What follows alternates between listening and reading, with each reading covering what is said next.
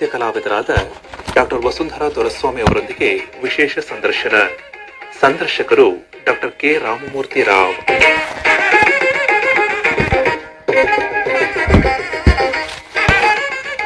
ನಾಡಿನ ನೃತ್ಯ ಕ್ಷೇತ್ರದಲ್ಲಿ ಡಾಕ್ಟರ್ ವಸುಂಧರಾ ದೊರೆಸ್ವಾಮಿ ಅವರದ್ದು ಬಹಳ ದೊಡ್ಡ ಹೆಸರು.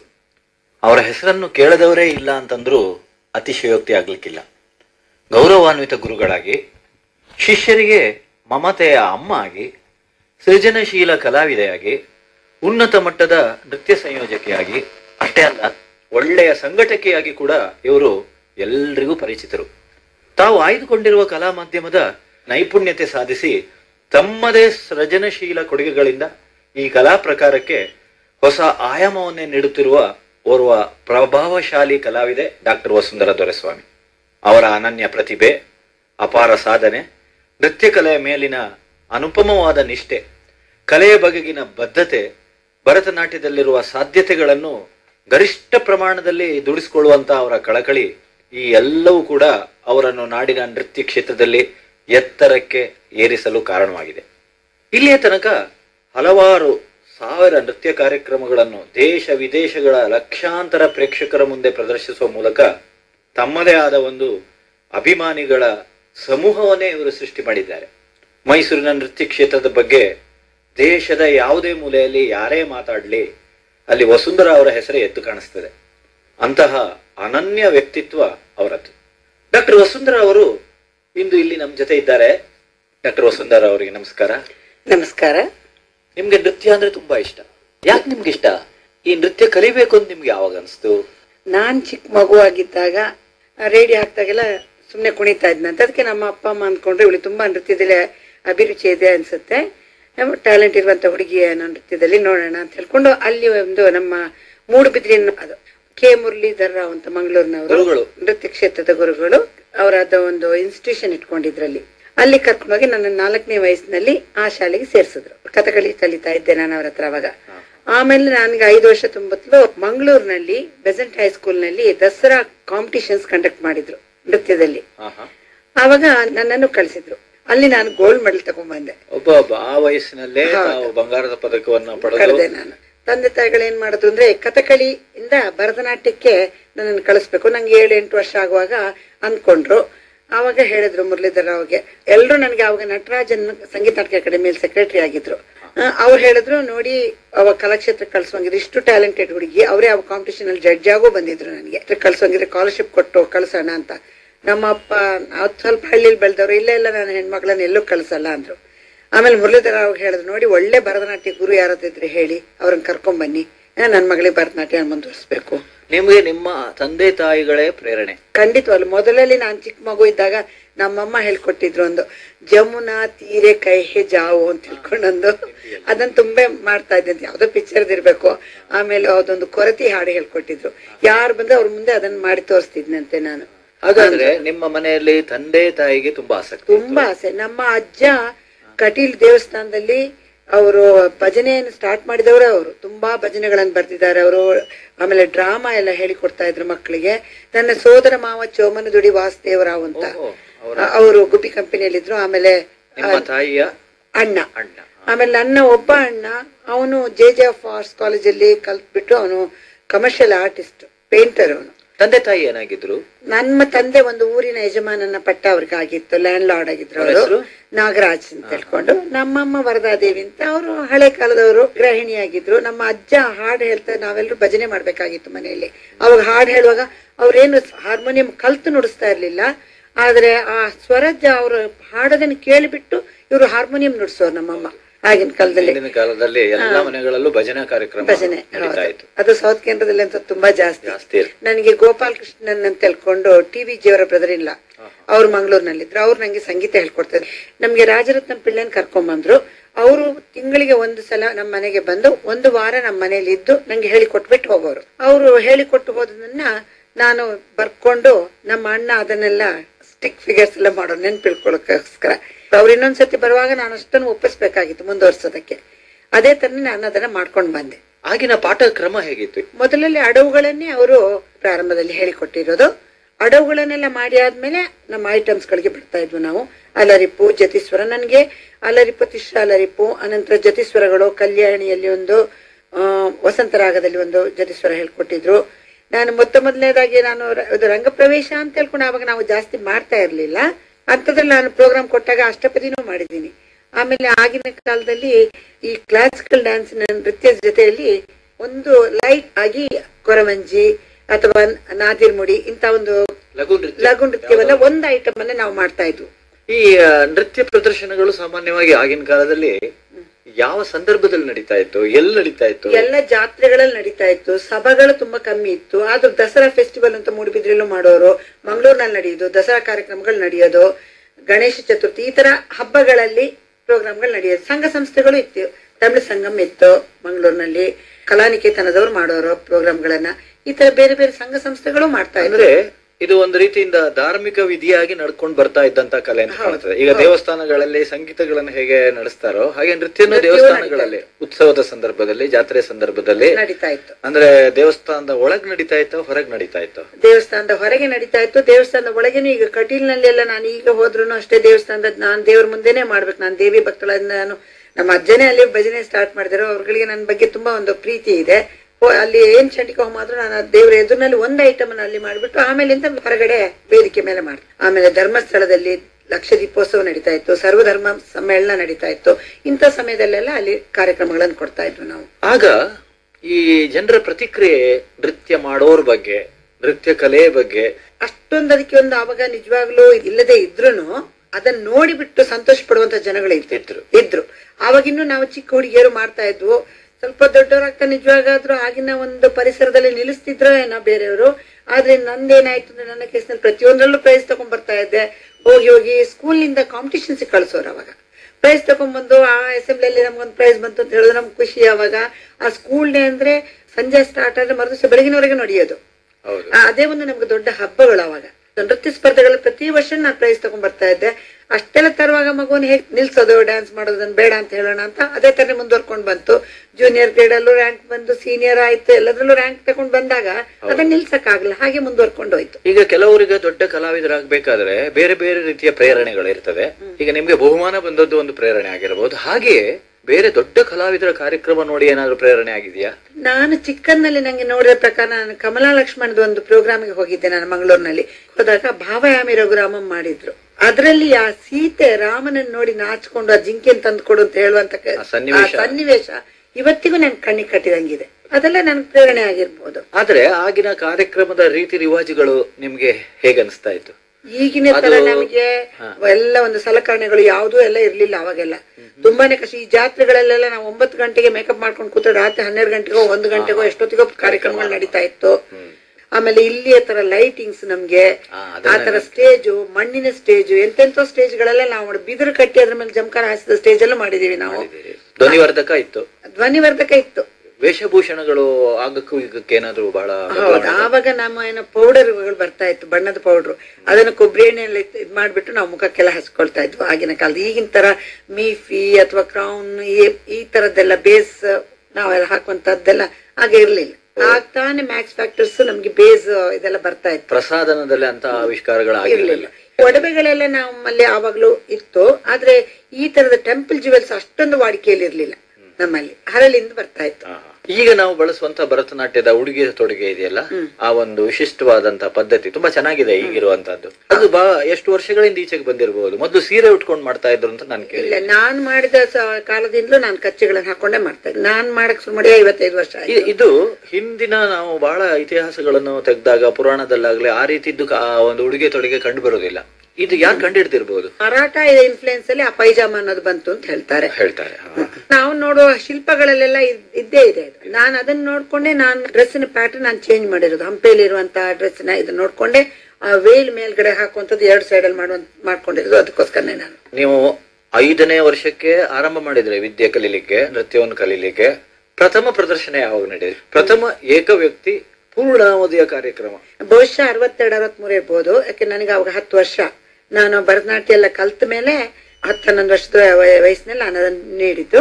ಮಂಗಳೂರು ತಮಿಳ್ ಸಂಘದಲ್ಲಿ ಅವ್ರು ನನ್ನ ಕಾರ್ಯಕ್ರಮ ಇಟ್ಕೊಂಡಿದ್ರು. 2.5 ಗಂಟೆಗಳ ಅವಧಿ ನಾನು ಆ ನೃತ್ಯ ಕಾರ್ಯಕ್ರಮ ಕೊಟ್ಟಿದ್ದೀನಿ. ಒಬ್ಬರೇ ಏಕ ವ್ಯಕ್ತಿ ಆವಾಗ್ಲೂ ಇತ್ತದು. ಬಹುಶಃ ಅದು ಅದರ ಮಾರ್ಗ ಯಾವ ರೀತಿ ಇತ್ತು? ಮಾರ್ಗ ಇದೇ ತರದಲ್ಲೇ ಮಾಡಿದೀನಿ ನಾನು. ಫಸ್ಟ್ ಗೆ ಅಲರಿಪು, ಜತಿಸ್ವರ, ಶಬ್ದಂ, ಪೊನ್ನೆ ಪಿಳ್ಳೆಯವರದ ಭೈರವಿ ರಾಗದ ವರ್ಣ, ಆಮೇಲಿಂದ ಒಂದು ದೇವರ ನಾಮ ಯಾವ್ದು ಅಂತ ನಂಗೆ ಜ್ಞಾಪಕ ಇಲ್ಲ ಅಷ್ಟು, ಆಮೇಲೆ ಸಂಚರದ ತರ ಸುಧಾಮಧುರ ಧ್ವನಿ ಅಷ್ಟಪದಿ, ತಿಲ್ಲಾನ, ಮತ್ತೆ ನಾದಿರ್ ಮುಡಿ ಮೇಲಿರುಕು, ಇದಿಷ್ಟು ಐಟಮು ಮಾಡಿದ್ದೀನಿ. ಆಗಿನ ಕಾಲದಲ್ಲಿ ಹಿಮ್ಮೇಳಗಳು ಅಂತಂದ್ರೆ ಯಾವ್ಯಾವ್ದು ಇದನ್ನೇ ಬಳಸ್ತಾ ಇದ್ರ? ಈಗ ಏನಿದೆ ಅದನ್ನೇ ಬಳಸ್ತಾ ಇದ್ರ? ನಾನ್ ಬಳಸ್ತಾ ಇದ್ದಿದ್ದು ನಟುವಾಂಗ, ಮೃದಂಗ, ವೈಲಿನು, ಫ್ಲೂಟು, ಕೆಲವು ಸಲ ವೀಣೆಯನ್ನು ನುಡಿಸ್ತಾ ಇದ್ದೆ. ಇನ್ನು ಬಹಳ ಹಿಂದೆ ಕ್ಲಾರಿನೆಟ್ ಬಳಸ್ತಿದ್ರಂತೆ. ನಾನ್ ಬಳಸ್ತಿರ್ಲಿಲ್ಲ ಅಂತದನ್ನ.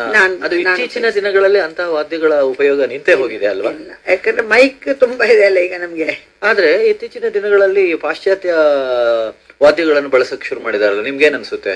ಕೀಬೋರ್ಡ್ ಅನ್ನು ಬಳಸ್ತಾರೆ. ಅಲ್ಲ, ಅದು ನೃತ್ಯ ನಾಟಕಗಳಿಗೆ ಎಫೆಕ್ಟ್ಸ್ ಕೊಡೋದಕ್ಕೆ ಸರಿ ಅನ್ಸುತ್ತೆ. ನಮ್ಮ ಒಂದು ಇದಕ್ಕೆ ಸಾಫ್ಟ್ ಆಗಿ ಸಬ್ಲೈಮ್ ಹೋಗುವಾಗ ನಂಗೆ ಇದೇ ವಾದ್ಯಗಳೇ ಚೆನ್ನ ಅಂತ ಅನ್ಸುತ್ತದೆ ನನಗೇನು. ರಂಗ ಪ್ರವೇಶ ಅಂತ ಆಗಿನ ಕಾಲದಲ್ಲಿ ಬಹುಶಃ ಇರ್ಲಿಲ್ವಾ? ಗೆಜ್ಜೆ ಪೂಜೆ ಅಂತ ಹೇಳ್ತಿದ್ರಲ್ಲ, ಆ ಸಂಪ್ರದಾಯ? ಗೆಜ್ಜೆ ಪೂಜೆ ಅಂತ ಇರಲ್ಲ, ಆದ್ರೆ ಫಸ್ಟ್ ಕಾರ್ಯಕ್ರಮ ನಾನು ತಮಿಳ್ ಸಂಘದಲ್ಲಿ 2.5 ಗಂಟೆದು ಕಾರ್ಯಕ್ರಮ ಕೊಟ್ಟಿದ್ದೀನಿ. ಅದನ್ನೇ ರಂಗ ಪ್ರವೇಶ ಅಂತ ಹೇಳಿ. ಇತ್ತೀಚಿನ ದಿನಗಳಲ್ಲಿ ಈ ಪ್ರಥಮ ದೀರ್ಘಾವಧಿ ಕಾರ್ಯಕ್ರಮವನ್ನು ರಂಗ ಪ್ರವೇಶ ಅಂತ ಹೇಳ್ತಾರೆ. ಹೌದು. ಅದು ಸುಮಾರು ಎಷ್ಟು ವರ್ಷಗಳಿಂದ ಈಚೆಗೆ ಬಂದಿದ್ದಿರಬಹುದು? ನಾನು 25 ವರ್ಷದಿಂದ ಮಾಡಿಸ್ತಾ ಇದ್ದೀನಿ. 30-35 ವರ್ಷದಿಂದ ಈ ರಂಗ ಪ್ರವೇಶ ಅನ್ನುವ ಕಾರ್ಯಕ್ರಮಗಳು ಬಂದಿದೆ. ಈ ರಂಗ ಪ್ರವೇಶದ ಐತಿಹ್ಯ ಏನು? ಈ ರಂಗ ಪ್ರವೇಶದ ಮಹತ್ವ ಏನು? ಈ ರಂಗ ಪ್ರವೇಶದ ಉದ್ದೇಶ ಏನು? ದೈವಿಕವಾದ ಒಂದು ಅರ್ಥನೂ ಇದೆ. ಯಾಕಂದ್ರೆ ರಂಗ ಪ್ರವೇಶ ಮಾಡಿದಾಗ ಅವಳಿಗೆ ಹೇಳ್ತೀವಿ ನಾವು, ನೋಡಮ್ಮ ಇದೇ ನಿನ್ನ ಒಂದು ಪ್ರೊಫೆಷನ್, ಅದೇ ನಿನ್ನ ದೇವ್ರು, ಅದನ್ನು ನೀನು ಆತರ ಸೇವಿಸ್ಬೇಕು.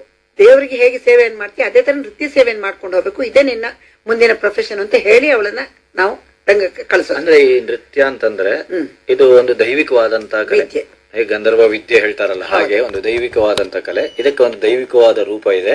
ಅದ್ರ ಕ್ರಮ ಹೇಗಿರ್ತದೆ ರಂಗ ಪ್ರವೇಶದಲ್ಲಿ? ನಾನು ಕೇಳಿದ್ದೀನಿ, ರಂಗ ಪ್ರವೇಶ ಅಂದಾಗ ಸ್ವಲ್ಪ ಅದಕ್ಕೆ ಆಧ್ಯಾತ್ಮಿಕ ಹಿನ್ನೆಲೆ ಇದೆ, ಆಧ್ಯಾತ್ಮಿಕ ಆಧಾರದ ಮೇಲೆ ನಾವು ಅದನ್ನ ಮಾಡ್ತೇವೆ. ಅದಕ್ಕೆ ಏನಾದ್ರು ಒಂದು ರೀತಿಯ ಕ್ರಮಗಳಿದೆಯಾ? ಹೌದು, ನಮ್ಮಲ್ಲಿ ಏನ್ ಮಾಡ್ತೀವಿ ನಾವು, ಮೊದಲನೇದಾಗಿ ಮಗು ಬಂದು ನಮ್ಮ ಹತ್ರ ಸೇರ್ಬೇಕಾದ್ರೆ ಸಾಧಕ ಪೂಜೆ ಅಂತ ಮಾಡ್ತೀವಿ. ಏನ್ ಹಾಗಂದ್ರೆ? ಸಾಧಕ ಅಂದ್ರೆ ಅವಳು ಸಾಧನೆ ಮಾಡೋದಕ್ಕೆ ಬರುವಂತ ಫಸ್ಟ್ ಡೇ. ಹಳೆ ಕಾಲದಲ್ಲಿ ಭತ್ತದ ಹೊಟ್ಟಿನ ಮೇಲೆ ಮಾಡ್ತಾ ಇದ್ರಂತೆ, ಇವಾಗ ಅದೆಲ್ಲ ಮಾಡಲ್ಲ. ಮಗುವನ್ನ ನಿಲ್ಸ್ಬಿಟ್ಟು, ಯಾಕಂದ್ರೆ ಕಾಲಿನ ಹೊಡೆತ ಸರಿಯಾಗಿ ಬರ್ಬೇಕು ಅದಕ್ಕೆ ಅನ್ನೋದಕ್ಕೋಸ್ಕರ ಅದ್ರ ಮೇಲೆ ನಿಲ್ಸಿ ದಟ್ಟಿಯನ್ನ ಸ್ವಲ್ಪ ಚುಚ್ಚಿದಂಗ ಆಗತ್ತೆ, ಸ್ವಲ್ಪ ರಫ್ ಆಗುತ್ತಲ್ಲ ಮಗು ಕಾಲು. ಈಗ ಆತರ ನಾವೇನು ಮಾಡ್ಸೋದಿಲ್ಲ, ಆದ್ರೆ ಪೂಜೆ ಎಲ್ಲ ಮಾಡಿಸಿ ಮಕ್ಕಳ ಹತ್ರ, ಆವಾಗ ನಮ್ಮ ಶಿಷ್ಯರು ಅಂತ ಆ ಮಕ್ಕಳನ್ನ ತಕೊಂಡು ಪ್ರಣಾಮದಿಂದ ಪ್ರತಿಯೊಂದನ್ನ ಅವ್ರಿಗೆ ಹೇಳ್ಕೊಡಕ್ ಶುರು ಮಾಡ್ತೀವಿ. ಅದು ಮೊದಲನೇ ಹಂತ, ಮೊದಲನೇ ಪೂಜೆ. ಅಲ್ಲಿಂದ ಅವರು ಎಲ್ಲಾ ಅಡವುಗಳನ್ನು ಕಲ್ತಾದ ನಂತರ ಯಾವಾಗ ಅವರು ಐಟಮ್ಗಳನ್ನು ಕಲಿಯೋದಕ್ಕೆ ಬರ್ತಾರ, ನೃತ್ಯ ಬಂಧಗಳನ್ನು ಕಲಿಯಕ್ ಬರ್ತಾರ, ಆವಾಗ ನಾವು ಅಲರಿ ಪೂಜೆ ಅಂತ ಮಾಡ್ತೀವಿ. ಅಲರಿಪು ಹೇಳಿಕೊಡೋದಕ್ಕೆ ಹೂವಿನಿಂದ ದೇವರಿಗೆ ಪೂಜೆಯನ್ನು ಮಾಡಿಸಿ, ಅಲರ್ ಅಂತಂದ್ರೆ ಅರಳುವುದು ಅಲ್ವಾ? ಹೂಗಳನ್ನ ತಂದು ಬಿಟ್ಟು ಮಕ್ಕಳ ಹತ್ರ ಆ ಹೂವಿನ ಪೂಜೆ ಮಾಡಿಸಿ ನಟರಾಜನಿಗೆ, ಈ ಹೂ ಅರಳಿದಂತೆ ಅರಳಿ ಬಿಟ್ಟು ನೀನು ನಟರಾಜನಿಗೆ ಅರ್ಪಣೆಯನ್ನು ಮಾಡು ನಿನ್ನ ನೃತ್ಯವನ್ನ. ಅಲರಿಪು ಎಲ್ಲಾ ಐಟಮ್ಸ್ ಗಳನ್ನ ಅಲ್ಲಿಂದ ನೃತ್ಯ ಬಂಧಗಳನ್ನ ಹೇಳಿಕೊಡಕ್ ಶುರು ಮಾಡ್ತೀವಿ. 7-8 ವರ್ಷಗಳು ಇದಲ್ಲೇ ಹೋಗುತ್ತೆ. ಅಲರಿಪು ಕಲೀಲಿಕ್ಕೆ ಎಷ್ಟು ದಿವಸ ಬೇಕು ಸುಮಾರಾಗಿ? ಅದು ಮಕ್ಕಳ ಮೇಲೆ ಹೊಂದ್ಕೊಂಡಿದೆ, ಮಕ್ಕಳ ಟ್ಯಾಲೆಂಟ್ ಪ್ರತಿಭೆಯ ಮೇಲೆ ಹೊಂದ್ಕೊಂಡಿದೆ. ಅನಂತರ ಜತಿಸ್ವರ, ಇದೇ ತರ ಒಂದೊಂದು ಎಲ್ಲಾ ಐಟಮ್ಸ್ ಗಳನ್ನ ಅವ್ರಿಗೆ ಹೇಳಿಕೊಟ್ಕೊಂಡು ಬಂದು ಕಂಪ್ಲೀಟ್ ಎಲ್ಲಾ ನೃತ್ಯ ಬಂಧಗಳನ್ನು ಹೇಳಿಕೊಟ್ಟ ಆದ್ಮೇಲೆ ಅವರು ರಂಗಕ್ಕೆ ಹೋಗಕ್ಕೆ ರೆಡಿ ಆಗಿದ್ದಾರೆ ಅಂತ ಆದ್ಮೇಲೆ ಒದ್ದಿಗೆ ಪೂಜೆ ಅಂತ ಮಾಡ್ತೀವಿ. ಇದು ಮೂರನೇ ಪೂಜೆ. ಅದು ರಂಗ ಪ್ರವೇಶಕ್ಕೆ ಒಂದು 15 ದಿವಸ ಅಥವಾ 1 ತಿಂಗಳ ಮೊದಲಲ್ಲಿ ಇದನ್ನ ಮಾಡ್ತೀವಿ ನಾವು. ಅಂದ್ರೆ ಅವಳಿಗೆ ಬೇಕಾದಂತ ಪಕ್ಕವಾದ್ಯಗಳು, ಹೊದಿಕೆಗಳು, ಅದ್ರ ಜೊತೆಯಲ್ಲಿ ಅವಳ ಪ್ರಾಕ್ಟೀಸ್ ನಡೆಯುವಂತದ್ದು. ಆ ದಿವಸ ಅವಳು ಆ ಒದ್ದಿಗೆ ಪೂಜೆ ದಿವಸ ಎಲ್ಲಾ ಇನ್ಸ್ಟ್ರೂಮೆಂಟ್ ಗಳಿಗೂ ಪೂಜೆ ಮಾಡಿ, ತನ್ನ ಗೆಜ್ಜೆಗೆ ಪೂಜೆ ಮಾಡಿ, ಅದನ್ನು ಗೆಜ್ಜೆ ಪೂಜೆ ಅಂತ ಹೇಳ್ತಾರೆ ಈಗೆಲ್ಲ, ಅದನ್ನ ಕಾಲಿಗೆ ಕಟ್ಕೊಂಡು ಆ ಇನ್ಸ್ಟ್ರೂಮೆಂಟ್ ಗಳ ಜೊತೆ ಅವಳ ಪ್ರಾಕ್ಟೀಸ್ ಸ್ಟಾರ್ಟ್ ಆಗುತ್ತೆ. ಅದು ಒಂದು 10-15 ದಿವಸ ಕಂಟಿನ್ಯೂಸ್ ಆಗಿ ಮಾಡಿ ಆದ್ಮೇಲೆ ಆಮೇಲೆ ರಂಗಕ್ಕೆ ಪ್ರವೇಶ ಮಾಡೋದು. ಮ್ಯೂಸಿಷಿಯನ್ಸ್ ಜೊತೆ ಪ್ರಾಕ್ಟೀಸ್ ಇಲ್ಲದಿದ್ರೆ ಹೇಗೆ ರಂಗಕ್ಕೆ ಹೋಗಕ್ಕಾಗುತ್ತೆ ಅವರು? ಅದು ಹಾಗಾದ್ರೆ ರಂಗ ಪ್ರವೇಶಕ್ಕೆ ಪೂರ್ವಭಾವಿಯಾಗಿ ಒಂದು ಸಿದ್ಧತೆ. ಹೌದು, ಸಿದ್ಧತೆ. ಇನ್ನು ನಿಮ್ಮ ಹಿಂದಿನ ಕಾಲ, ನೀವು ಕಲಿತಿರುವ ಕಾಲದಲ್ಲೇ ಆಗ ಎಲ್ಲರೂ ಕೂಡ ಒಂದು ಮಟ್ಟಕ್ಕೆ ಬಂದಾಗ ಇಂತಹ ಧಾರ್ಮಿಕ ವಿಧಿಗಳು ನಡೀತಾ ಇತ್ತಾ? ಇಂತಹ ಪೂಜೆಗಳೆಲ್ಲ ಎಲ್ಲ ಗುರುಗಳು ಇದನ್ನ ಕ್ರಮಬದ್ಧವಾಗಿ? ಇಲ್ಲ, ಆವಾಗೆಲ್ಲ ಇಷ್ಟೊಂದೆಲ್ಲ ನಡೀತಾ ಇರ್ಲಿಲ್ಲ ನಮ್ಮಲ್ಲಿ. ಆದ್ರೂ ಒಂದು ಪೂಜೆ ಅಂತ ಮಾಡಿಬಿಟ್ಟು ಗಣೇಶನ್ ಪೂಜೆ, ಗಣ ಹೋಮ ಈ ತರ ಏನಾದ್ರು ಒಂದು ಮಾಡಿ ಅನಂತರ ಸ್ಟೇಜಿಗೆ ಕಳಿಸ್ತಾ ಇದ್ರು. ಈಗ ನೀವು ಒಂದು ಸುಮಾರು 16-18 ವರ್ಷಕ್ಕೆ ಬರುವ ವೇಳೆಗೆ ಎಂತೆಂತಲ್ಲಿ ಕಾರ್ಯಕ್ರಮಗಳನ್ನು ನೀಡಿದ್ರಿ? ಸಾಧಾರಣವಾಗಿ ಒಂದು ಪ್ರತಿಷ್ಠಿತ ವೇದಿಕೆ ಅಂತಂದ್ರೆ ನಿಮ್ಗೆ ನೆನಪಿರೋ ಹಾಗೆ. ನಾನು 18 ವರ್ಷ ಮದುವೆ ಆಗ್ಬೇಕಾದ್ರೆ ಮೊದ್ಲು ಮೂಡ್ಬಿದ್ದೆ ಹಳ್ಳಿಯಲ್ಲಿದ್ರು ನಾನು ಮೈಸೂರಲ್ಲಿ ಬಂದ್ಬಿಟ್ಟು ಕಾರ್ಯಕ್ರಮಗಳನ್ನು ಕೊಟ್ಟಿದ್ದೆ. ಕೇರಳಕ್ಕೆ ಹೋಗಿದ್ದೆ ನಾನು. ಎಲ್ಲ ಬೇರೆ ಬೇರೆ ರಾಜ್ಯಗಳಲ್ಲೂ ಹೋಗಿ ನನ್ನ ಕಾರ್ಯಕ್ರಮಗಳನ್ನು ನೀಡಿದ್ದೆ. ಇನ್ನೊಂದು ನಂಗೆ ಜ್ಞಾಪಕ ಇದೆ, ಸೂರತ್ಕಲ್ ಇಂಜಿನಿಯರಿಂಗ್ ಕಾಲೇಜಲ್ಲಿ ಪ್ರಹ್ಲಾದನ್ ಮಾಡಿದ್ರು, ಭಕ್ತ ಪ್ರಹ್ಲಾದನ ಒಂದು ಡ್ಯಾನ್ಸ್ ಡ್ರಾಮಾ. ಆವಾಗ ರಾಜನ್ನೇರು, ನಮ್ಮ ಕೆ ಮುರಳೀಧರ ರಾವ್ ಅವರ ಗುರುಗಳು ರಾಜನ್ನೇರು, ಅವರು ನರಸಿಂಹ ಮಾಡಿದ್ರು. ಹಿರಣ್ಯಕಶ್ಯಪ ಮುರಳೀಧರ ರಾವ್ ಮಾಡಿ, ನಾನ್ ಪ್ರಹ್ಲಾದ ಮಾಡಿದ್ದೆ. ಅದೊಂದು ಜ್ಞಾಪಕ ಇದೆ ನಂಗೆ. ಅದಾದ್ಮೇಲೆ ರಾಜನ್ನೇರ್ ಬಂದ್ಬಿಟ್ಟು ಹೇಳಿದ್ರು, ಇನ್ನು ಚಿಕ್ಕ ಮಗು ನಾನು ಅವಾಗ ಕೇಳಿದ್ರು, ಏನಮ್ಮ ಕಾಳಿಯ ಮರ್ದನ, ಗೋಪಿಕಾ ವಸ್ತ್ರಾಪಣ ಇಂಥದ್ದೆಲ್ಲ ನೀನ್ ಮಾಡ್ಕೊಂಡ್ಬಿಟ್ಟು ನಾವೆಲ್ಲ ಮಾಡ್ದಂಗ್ ಮಾಡ್ತಿದ್ಯಲ್ಲ ಅಂತ ನಂಗೆ ಬೆನ್ ತಟ್ಟಿದ್ರು ಅವರು. ಆ ಸನ್ನಿವೇಶ ಜ್ಞಾಪಕ ಇದೆ. ಆಮೇಲಿಂದ ಇವನ್ ಟಿವಿ ರಮಣಿ, ಟಿವಿ ಗೋಪಾಲಕೃಷ್ಣನ್ ತಮ್ಮ, ಅವ್ರು ನಂಗೆ ಪಿಟೀಲ್ ನುಡಿಸ್ತಾ ಇದ್ರು. ಅವ್ರು ಕೇರಳದಿಂದ ಬರ್ತಾ ಇದ್ರು. ಅವ್ರ ಭಾವನೆ ನಂಗೆ ಹಾಡ್ತಾ ಇದ್ದಿದ್ದು ಗೋಪಾಲಕೃಷ್ಣನ್ ಮಂಗಳೂರಿನಲ್ಲಿ. ನಾವೆಲ್ಲ ಒಂದು ಕೊಚ್ಚಿನಲ್ಲಿ ಪ್ರೋಗ್ರಾಮ್ ಕೊಟ್ಟಿದ್ದು ನಂಗೆ ತುಂಬಾ ಚೆನ್ನಾಗಿ ಜ್ಞಾಪಕ ಇದೆ. ಅದು ಬಹಳ ಚೆನ್ನಾಗಿ, ಅದು ಇದೇ ಕಂಪ್ಲೀಟ್ ಮಾರ್ಗ ಒಂದು ಸಭಾ ಕಾರ್ಯಕ್ರಮವನ್ನ ಕೊಟ್ಟಿದ್ವು ನಾವು. ನಾನು ಭರತನಾಟ್ಯ ಕಾರ್ಯಕ್ರಮ ಮೊದಲಿಂದ ಕೊಟ್ಟಿದ್ದು ಕ್ರಮಬದ್ಧವಾದ ಒಂದು ಮಾರ್ಗನೇ. ಈಗ ನಾವು ಏನ್ ಮಾಡ್ತಾ ಇದೀವಿ ಅದೇ, ಅಂದ್ರೆ ಆವಾಗ ನಾವು ಈ ಕೀರ್ತನೆಗಳನ್ನೆಲ್ಲ ಜಾಸ್ತಿ ಮಾಡ್ತಾ ಇರ್ಲಿಲ್ಲ, ಶಬ್ದ ಮಾಡ್ತಾ ಇದ್ವು. ಈ ಭಾಷೆಗಳ ಬಳಕೆ ಯಾವಾಗ ಯಾವ ತರ ಇತ್ತು ಅಂದ್ರೆ, ನಾನು ಕೇಳ್ತಾ ಇರೋದು ಭಾಷೆ ಅಂದ್ರೆ ಸಾಹಿತ್ಯ. ಕನ್ನಡದ ಸಾಹಿತ್ಯ ಬಹುಶಃ ಆಗ ಇರ್ಲಿಲ್ಲ, ಕಡಿಮೆ ಇತ್ತು, ತುಂಬಾ ಕಮ್ಮಿ.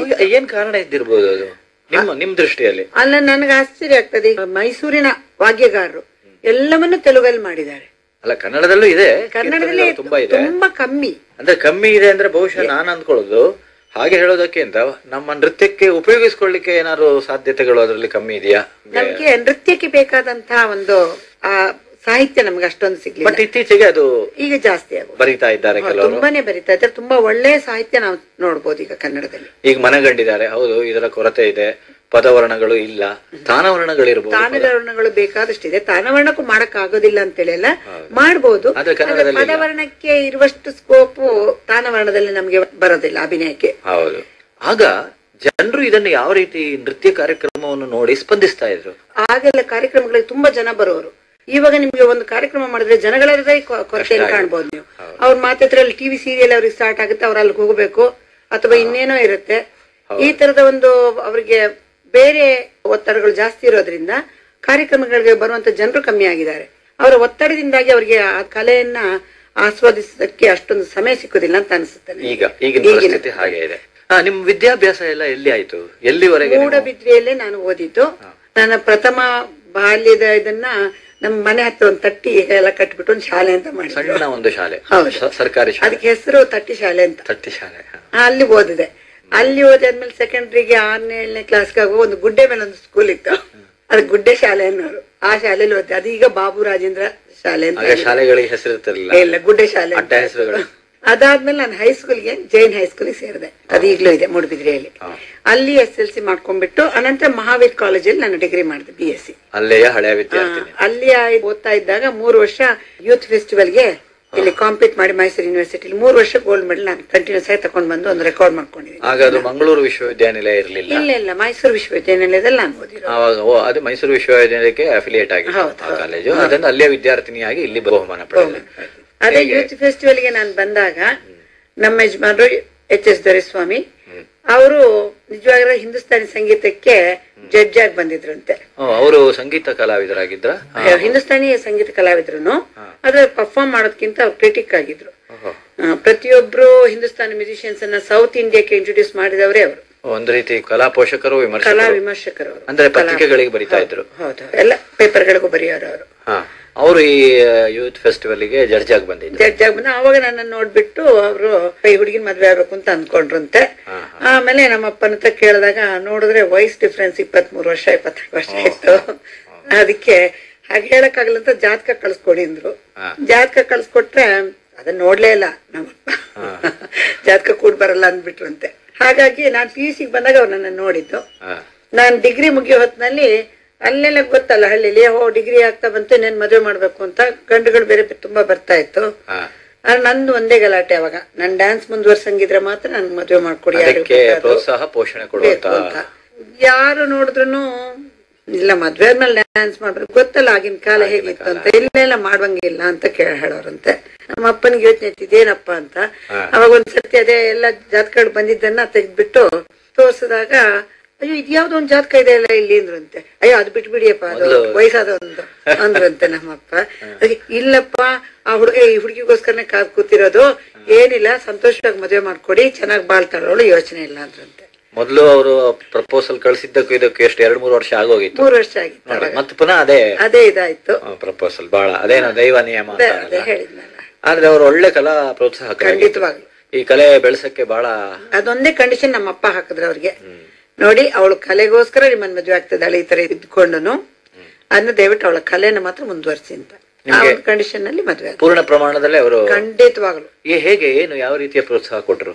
ಮದುವೆ ಆದ್ಮೇಲೆ ಆಕ್ಚುಲಿ ಅವರ ಒಂದು ಕಾಂಟ್ಯಾಕ್ಟ್ಸ್ ಎಲ್ಲ ಇದ್ದಿದ್ದು ಹಿಂದೂಸ್ತಾನಿ ಇವ್ರ ಹತ್ರನೇ.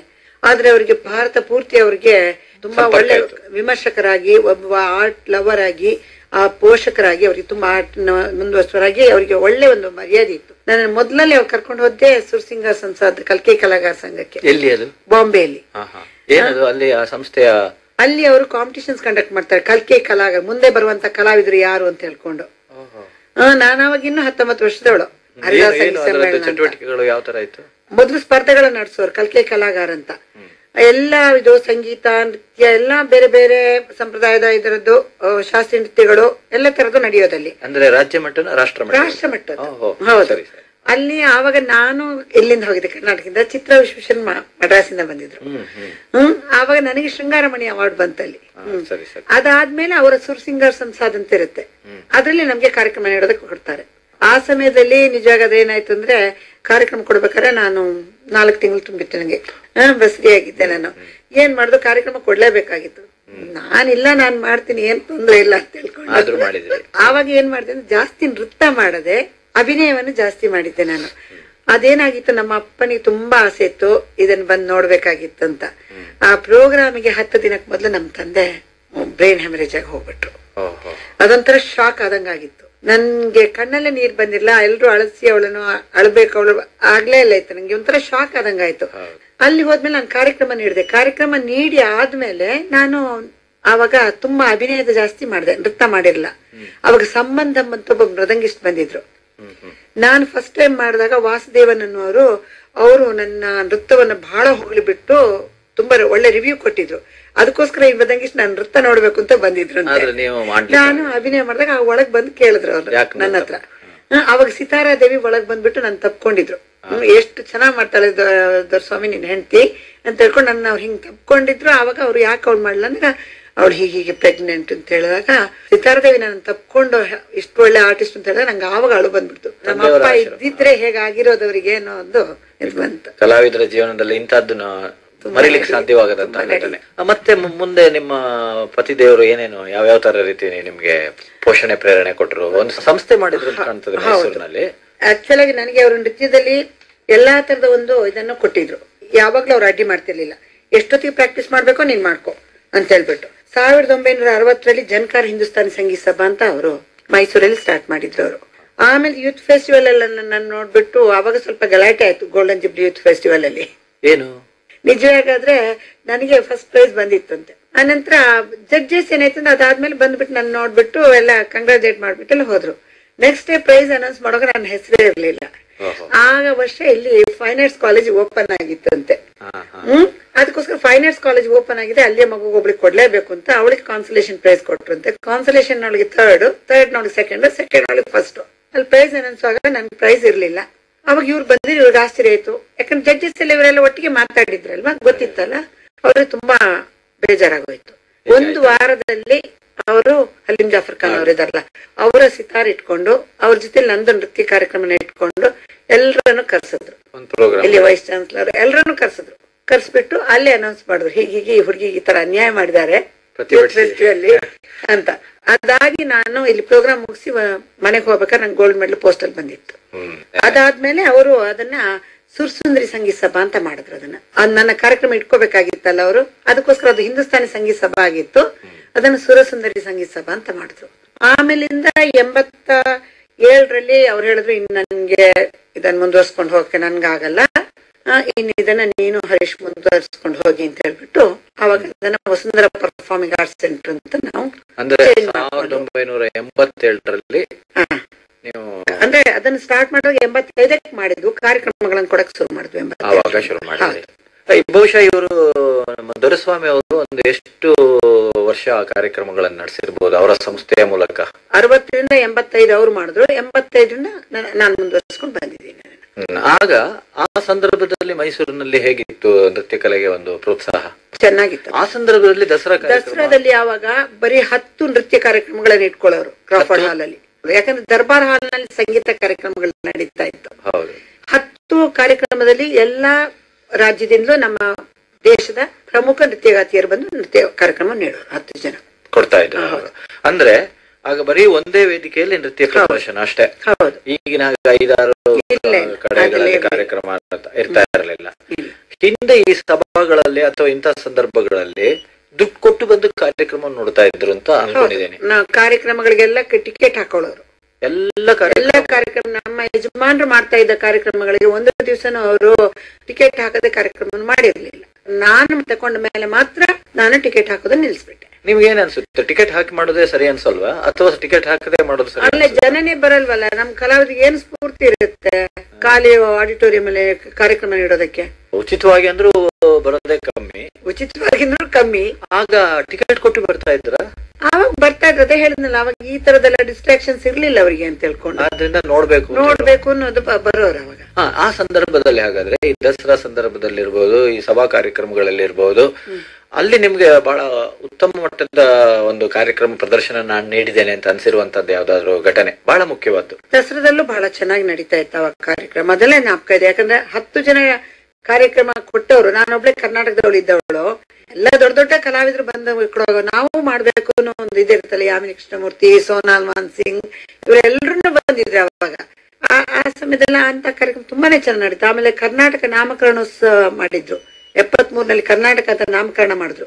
ನಮ್ಮ ರಾಜ್ಯಕ್ಕೆ ಮೊದಲು ಮೈಸೂರು ರಾಜ್ಯ ಅಂತ. ಹೌದು. ಆಮೇಲೆ ಇದಕ್ಕೆ ನಾನೇನೆ ಕಾರ್ಯಕ್ರಮ ನಡೀತದ್ದು ಕ್ರಾಫರ್ಡ್ ಹಾಲ್ ಅಲ್ಲಿ.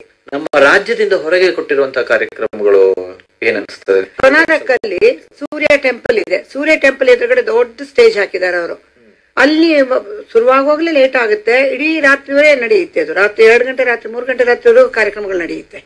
ಒಳ್ಳೆ ಆಡಿಯನ್ಸ್ ಬಂದಿರ್ತಾರೆ, ಎಲ್ಲ ಟೂರಿಸ್ಟ್ಗಳು, ಪ್ರವಾಸಿಗಳು ಬರ್ತಾರೆ. ಈ ಫೆಸ್ಟಿವಲ್ ನಡೆಯುತ್ತೆ ಅಂತಲೇ ಬೇಕಾದಷ್ಟು ಜನ ಬರ್ತಾರೆ ಅರ್ಥ ಮಾಡ್ಕೊಳಕ್ಕೋಸ್ಕರ, ಆ ಕಾರ್ಯಕ್ರಮ ನೋಡಕ್ಕೋಸ್ಕರ. ಆ ಒಂದು ಸರೌಂಡಿಂಗ್ಸ್ ಅಲ್ಲಿ, ಆ ಟೆಂಪಲ್ ಬ್ಯಾಕ್ ಗ್ರೌಂಡ್ ಅಲ್ಲಿ ಮಾಡುವಂತ ಕಾರ್ಯಕ್ರಮ ಬಹಳ ಚೆನ್ನಾಗಿ ಕಾಣುತ್ತೆ. ಅದು ಕಲಾ ವಿಮರ್ಶಕರು ಎಲ್ಲ ಕಡೆಯಿಂದಲೂ ಬರ್ತಾರೆ ಅಲ್ಲಿ. ನೀವು ಮೊದಲು ಬಹಳ ಒಂದು ಕುಗ್ರಾಮದಲ್ಲಿ ಇದ್ರಿ, ತಟ್ಟಿ ಶಾಲೆಯಲ್ಲಿ ಓದಿದ್ರಿ, ಗುಡ್ಡದ ಸ್ಕೂಲಲ್ಲಿ ಓದಿದ್ರಿ, ಆಮೇಲೆ ಒಳ್ಳೆ ಕಾಲೇಜಿಗೆ ಬಂದ್ರಿ, ಎಲ್ಲ ವಿವಿಧ ಹಂತಗಳನ್ನು ದಾಟ್ಕೊಂಡ್ ಬಂದ್ರಿ. ಆಗ ನಿಮ್ ಕನಸು ಏನಿತ್ತು? ನನ್ಗೂ ನಾನು ದೊಡ್ಡ ನೃತ್ಯ ಕಲಾವಿದ, ಒಳ್ಳೆ ಶ್ರೇಷ್ಠ ನೃತ್ಯ ಕಲಾವಿದೆ ಆಗಬೇಕು ಅನ್ನೋ ಆಸೆ ಇತ್ತು. ಜಗದ್ವಿಖ್ಯಾತ ಕಲಾವಿದೆ ಆಗಬೇಕು ಅನ್ನೋ. ನಿಮ್ಗೆ ಹಾಗಾದ್ರೆ ಕಲಾವಿದೆ ಆಗ್ಬೇಕು ಅಂತ ಆಸೆ, ಈಗ ಏನಂದ್ರೆ ಡಿಸೈರ್ ಎಲ್ಲರಿಗೂ ಇರ್ತದೆ ಹೀಗ ಆಗ್ಬೇಕು ಅಂತ, ಅದನ್ನ ನೀವು ಸಾಧಿಸಿದ್ ಹೇಗೆ? ಸಾಧಿಸಿದೀನಿ. ಅದ್ರ ನನ್ಗೆ ಅದೇ ಹೇಳಿದ, ನಾನು ಅಷ್ಟೊಂದು ಡೆಡಿಕೇಟೆಡ್ ಆರ್ಟಿಸ್ಟ್ ಆಗಿದ್ದೀನಿ. ನಂಗೆ ನೃತ್ಯ ಬಿಟ್ರೆ ಇನ್ನೇನು ಇಲ್ಲ. ಎಲ್ಲವನ್ನೂ ಸ್ಯಾಕ್ರಿಫೈಸ್ ಮಾಡೋದಕ್ಕೆ ರೆಡಿ ಇದ್ದೀನಿ ನಾನು. ಇಲ್ಲದ್ರೆ ನಾನು ಅವ್ರನ್ನ ಮದುವೆ ಆಗ್ತಿರ್ಲಿಲ್ಲ. ಆದರ್ಶ ವ್ಯಕ್ತಿಗಳು ಅಂತ ಯಾರಿದ್ರು? ಆದರ್ಶ ವ್ಯಕ್ತಿ ಅಂತ ನಂಗೆ ಏನಿರ್ಲಿಲ್ಲ. ನಂಗೆ ನಾನು ನೃತ್ಯ ಕಲಾವಿದ ಆಗ್ಬೇಕು, ಆ ನೃತ್ಯ ಒಂದೇ ನನ್ನ ಜೀವ ಅನ್ನೋದಿತ್ತು ನನಗೆ. ಇಲ್ಲ ಆಗ ನಿಮ್ಗೆ ಆ ಕ್ಷೇತ್ರದಲ್ಲಿ ಯಾರು ದೊಡ್ಡವರ ಪರಿಚಯ? ನಾನು ನೋಡಿದ ಬಾಲ ಸರಸ್ವತಿ ಅವರ ನೃತ್ಯ, ಕಮಲಾ ಲಕ್ಷ್ಮಣ್ ನೃತ್ಯ, ಗೋಪಿಕೃಷ್ಣ ಅವ್ರದ್ದು, ಇವರೆಲ್ಲ ಮಂಗಳೂರಿಗೆ ಬಂದಿದ್ರು. ಅಷ್ಟೇ ನಮ್ಗೆ ಸಿಗ್ತಾ ಇದ್ದಿದ್ ನೋಡಕ್ಕೆ. ನಾನು ಯಾಕೆ ಕೇಳ್ತಾ ಇದ್ದೇನೆ ಅಂದ್ರೆ, ಹಿಂದೆ ಅಂತಹ ಯಾವುದೇ ಒಂದು ಸಂದರ್ಭಗಳು ಇರ್ತಿರ್ಲಿಲ್ಲ. ನೀವು ಮಾಡ್ಬೇಕು ಹೇಳೋದು ಮಾಡ್ಕೊಂಡು ಬಂದೆ. ಇವತ್ತಿನ ಜನರೇಷನ್ಗೆ ಯಾರನ್ನು ಯಾವಾಗ ಎಷ್ಟೊತ್ನಲ್ಲಿ ಬೇಕಾದ್ರೂ ಸಂಪರ್ಕ ಮಾಡಬಹುದು, ಪ್ರೇರಣೆ ಮಾಡ್ಕೋಬಹುದು ಅಲ್ವಾ? ನಮ್ಗೆ ಆ ತರದ್ ಯಾವ್ದು ಇರ್ಲಿಲ್ಲ. ಆಕ್ಚುಲಿ ಆಗಿ ನಾನು ವರ್ಣದಲ್ಲಿ ಸಂಚಾರಿ ಭಾವಗಳನ್ನು ಮಾಡ್ಬೇಕಾದ್ರೆ ಓದಕ್ಕೆ ಪುಸ್ತಕಗಳನ್ನು ಕೊಡೋರಲ್ಲ. ನಮ್ಮ ಅಪ್ಪ ಅಮ್ಮ ನೋಡ್ಬಿಟ್ಟು ಸಾಮಾಜಿಕ ಕಾದಂಬರಿಗಳು ಓದಕ್ ಬಿಡ್ತಿರ್ಲಿಲ್ಲ ಅವಾಗೆಲ್ಲ. ಈ ತರದೆಲ್ಲ ಬಾಣಭಟ್ಟನ ಕಾದಂಬರಿ, ಈ ತರ ಮಹಾಕಾವ್ಯಗಳನ್ನೆಲ್ಲ ತೆಕೊಂಡ್ಬಿಟ್ಟು ಇದನ್ನು ಓದು, ನಿಂಗೆ ಇದು ಹೆಲ್ಪ್ ಆಗುತ್ತೆ ನಿಂಗೆ ನೃತ್ಯಕ್ಕೆ ಅಂತ ಹೇಳ್ಕೊಂಡು ಅದನ್ನೆಲ್ಲ ಓದ್ಬಿಟ್ಟು ನಾನು ಒಂದ್ಸತಿ ಕೇಳಿದೆ ನಮ್ಮ ಗುರುಗಳ ಹತ್ರ, ರಾಜರತ್ನ ಪಿಳ್ಳೆ ಅವ್ರ ಹತ್ರ ಕೇಳಿದೆ ನಾನು. ಮೇಷ, ನಾನು ಇದ್ರಲ್ಲಿ ಈ ತರ ಎಲ್ಲ ವರ್ಣಿಸಿದಾರಲ್ಲ, ಸಾಯಂಕಾಲ ಅನ್ನೋದು ಈ ತರ ವರ್ಣಿಸಿದಾರಲ್ಲ, ಅದನ್ನ ನಾವು ನೃತ್ಯದಲ್ಲಿ ಮಾಡಿದ್ರೆ ಹೆಂಗಿರುತ್ತೆ ಅಂತ. ನೋಡಮ್ಮ, ನೀನು ಓದಿದವಳು, ನೀನು ಓದ್ತಾ ಇದ್ಯಾ, ನಿನಗದು ಅರ್ಥ ಆಗುತ್ತೆ. ನಮ್ಗೆ ಅದೆಲ್ಲ ಗೊತ್ತಿಲ್ಲ. ನಮ್ಗೆ ಬಲಗೈಯಲ್ಲಿ ಮಾಡ್ದಂಗೆ ಎಡಗೈಯಲ್ಲಿ ಮಾಡು, ಒಂದ್ಸತಿ ಹಿಂದೆ ಹೋಗು, 2 ಕೈಯಲ್ಲಿ ಮಾಡು, ಹಿಂದೆ ಹೋಗು, ಆಮೇಲೆ ಸರ್ಪ ನಡೆಯಲ್ಲಿ ಅಡಿ, ಆಮೇಲೆ ತಟ್ಟು ಮೆಟ್ಟು ಮಾಡು, ಹಿಂದೆ ಹೋಗಿ. ಈ ತರ ನಮ್ಗೆ ಹೇಳ್ಕೊಟ್ಟಿರೋದು.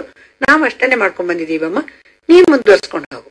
ಏನದು ಸಂಚಾರಿ ಭಾವ? ಈಗ ಒಂದು ಕಥಾಭಾಗ ಬರುತ್ತೆ, ಅದ್ರಲ್ಲಿ ಒಂದು ಕಥಾಭಾಗವನ್ನು ಅದ್ರಲ್ಲಿ ಹೇಳಿರ್ತಾನೆ. ಆ ಪತಿ ಪದಾರ್ಥವನ್ನು ಮಾತ್ರ ನಾವು ಮಾಡಿ ತೋರಿಸೋ ಬದಲು ಅದರದ್ದು ಕಥೆಯನ್ನೇ ಮಾಡಿದಾಗ ಜನಗಳಿಗೆ ಇನ್ನೂ ಚೆನ್ನಾಗಿ ಅರ್ಥ ಆಗುತ್ತೆ. ಈಗ ಒಂದ್ ಕಲ್ಪನೆ ಕೊಡ್ತಾ ಹೋಗ್ತಾನೆ ಕವಿ.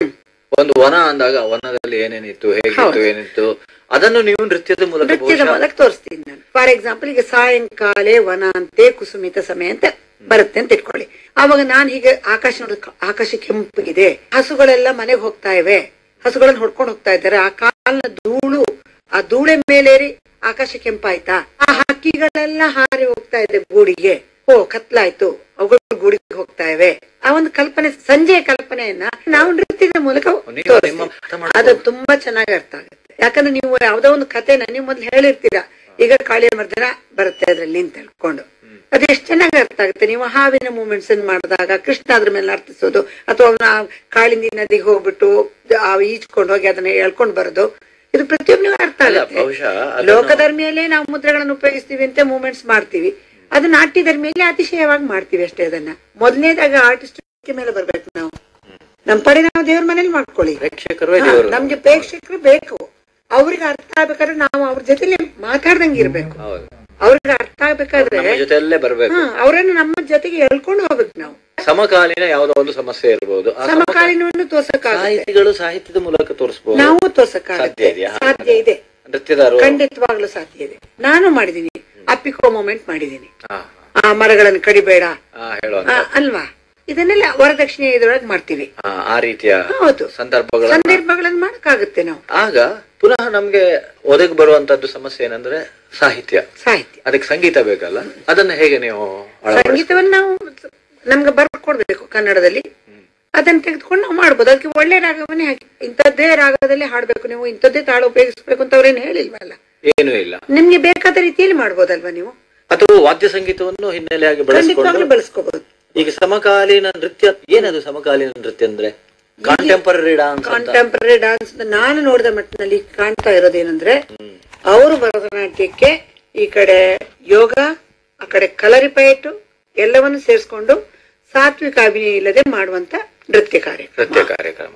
ಈಗ ಒಂದು ಕಾರ್ಯಕ್ರಮ ಅಂದಾಗ ನೀವು ಚಿಕ್ಕ ವಯಸ್ಸಿನಲ್ಲಿದ್ದಾಗ ಮತ್ತೆ ನಿಮ್ಮ ಯೌವನಾವಸ್ಥೆಗೆ ಬರೋವರೆಗೆ ಹೆಚ್ಚು ಆದ್ಯತೆ ಯಾವುದಕ್ಕೆ ಜನ ಅಪೇಕ್ಷೆ ಪಡ್ತಾ ಇದ್ರು? ಮೊದಲನೇದಾಗಿ ಶಾಸ್ತ್ರೀಯಕ್ಕ, ಲಘು ನೃತ್ಯಗಳೀಗ ನೃತ್ಯ ಭಾಗಕ್ಕ, ಅಭಿನಯದ ಭಾಗಕ್ಕ. ಶಾಸ್ತ್ರೀಯ ನೃತ್ಯದಲ್ಲಿ ನೃತ್ಯ ಅಭಿನಯ ಎರಡಕ್ಕೂ ಸ್ಕೋಪ್ ಇತ್ತು, ಆದ್ರೂ ಅದರಲ್ಲಿ ಒಂದು ಲಘು ನೃತ್ಯವನ್ನ ನಾವು ಮಾಡ್ತಾ ಇತ್ತು, ಯಾವ್ದಾದ್ರು ಒಂದು ಲಘು ನೃತ್ಯವನ್ನ ಮಾಡ್ತಾ ಇತ್ತು. ಈಗ ಹಿಂದಿನ ಕಾಲ ಅಂದ್ರೆ ಒಂದು 25-30 ವರ್ಷದ ಹಿಂದೆ ನೃತ್ಯ ಪ್ರದರ್ಶನ ಅಂದ್ರೆ ಬಹುಶಃ ವಿರಾಮ ನಂತರ ಎಲ್ಲ ಲಘು ನೃತ್ಯಗಳೇ ಇರ್ತಾ ಇತ್ತು. ಕೊರವಂಜಿ ನೃತ್ಯ, ಬೇಟೆಗಾರ ನೃತ್ಯ, ಅಥವಾ ಮೀನುಗಾರ ಫಿಶರ್ಮ್ಯಾನ್ ನೃತ್ಯ, ನಾಗಾ ನೃತ್ಯ, ಈ ತರ ಜನರನ್ನು ರಂಜಿಸುವಂತಹ ಕೆಲವು ನೃತ್ಯ ಬಂಧಗಳನ್ನು ಹಾಕೊಳ್ತಿತ್ತು. ಜನಕ್ಕದು ಬಹಳ ಹಿಡಿಸ್ತಾ ಇತ್ತು. ಇತ್ತೀಚೆಗೆ ಅದು ಮಾಯ ಆಗ್ತಾ ಇದೆ.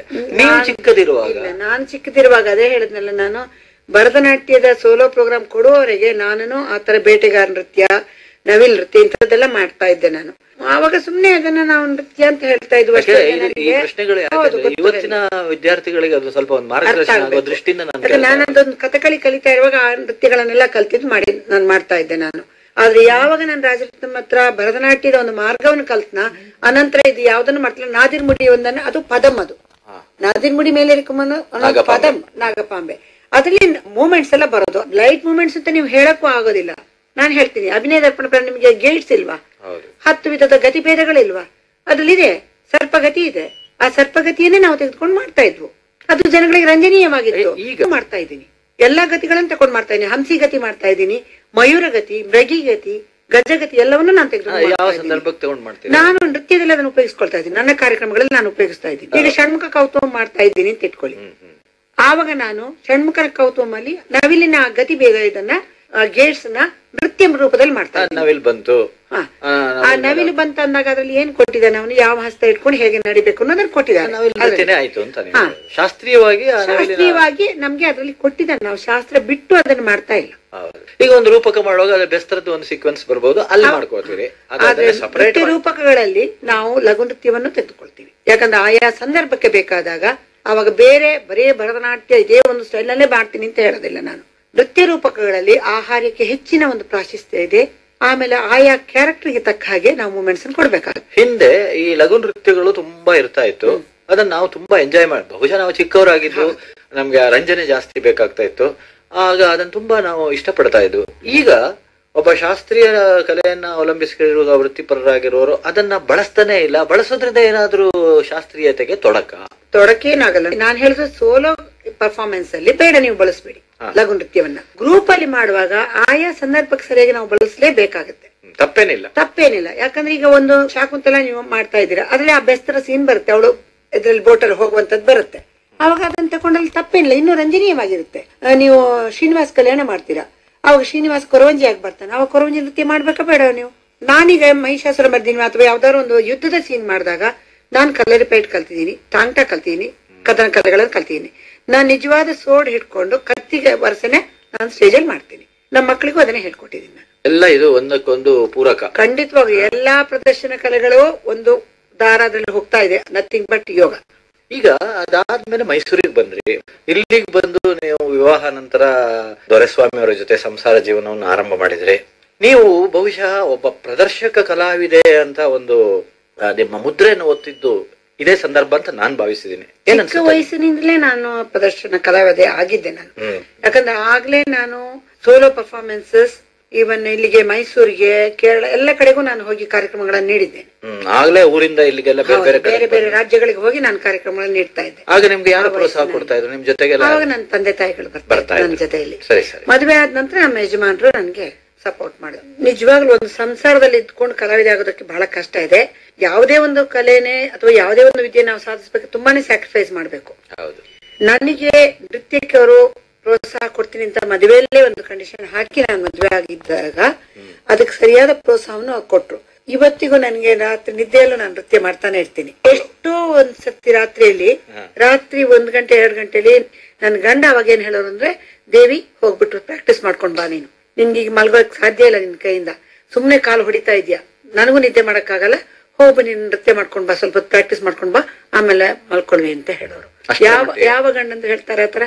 ರಾತ್ರಿ 1 ಗಂಟೆ ರಾತ್ರಿ ಹೋಗಿ ಪ್ರಾಕ್ಟೀಸ್ ಮಾಡ್ಕೊಂಡು ಬಾ ಅಂತ ಆತರ ಸಪೋರ್ಟ್ ಮಾಡೋರು.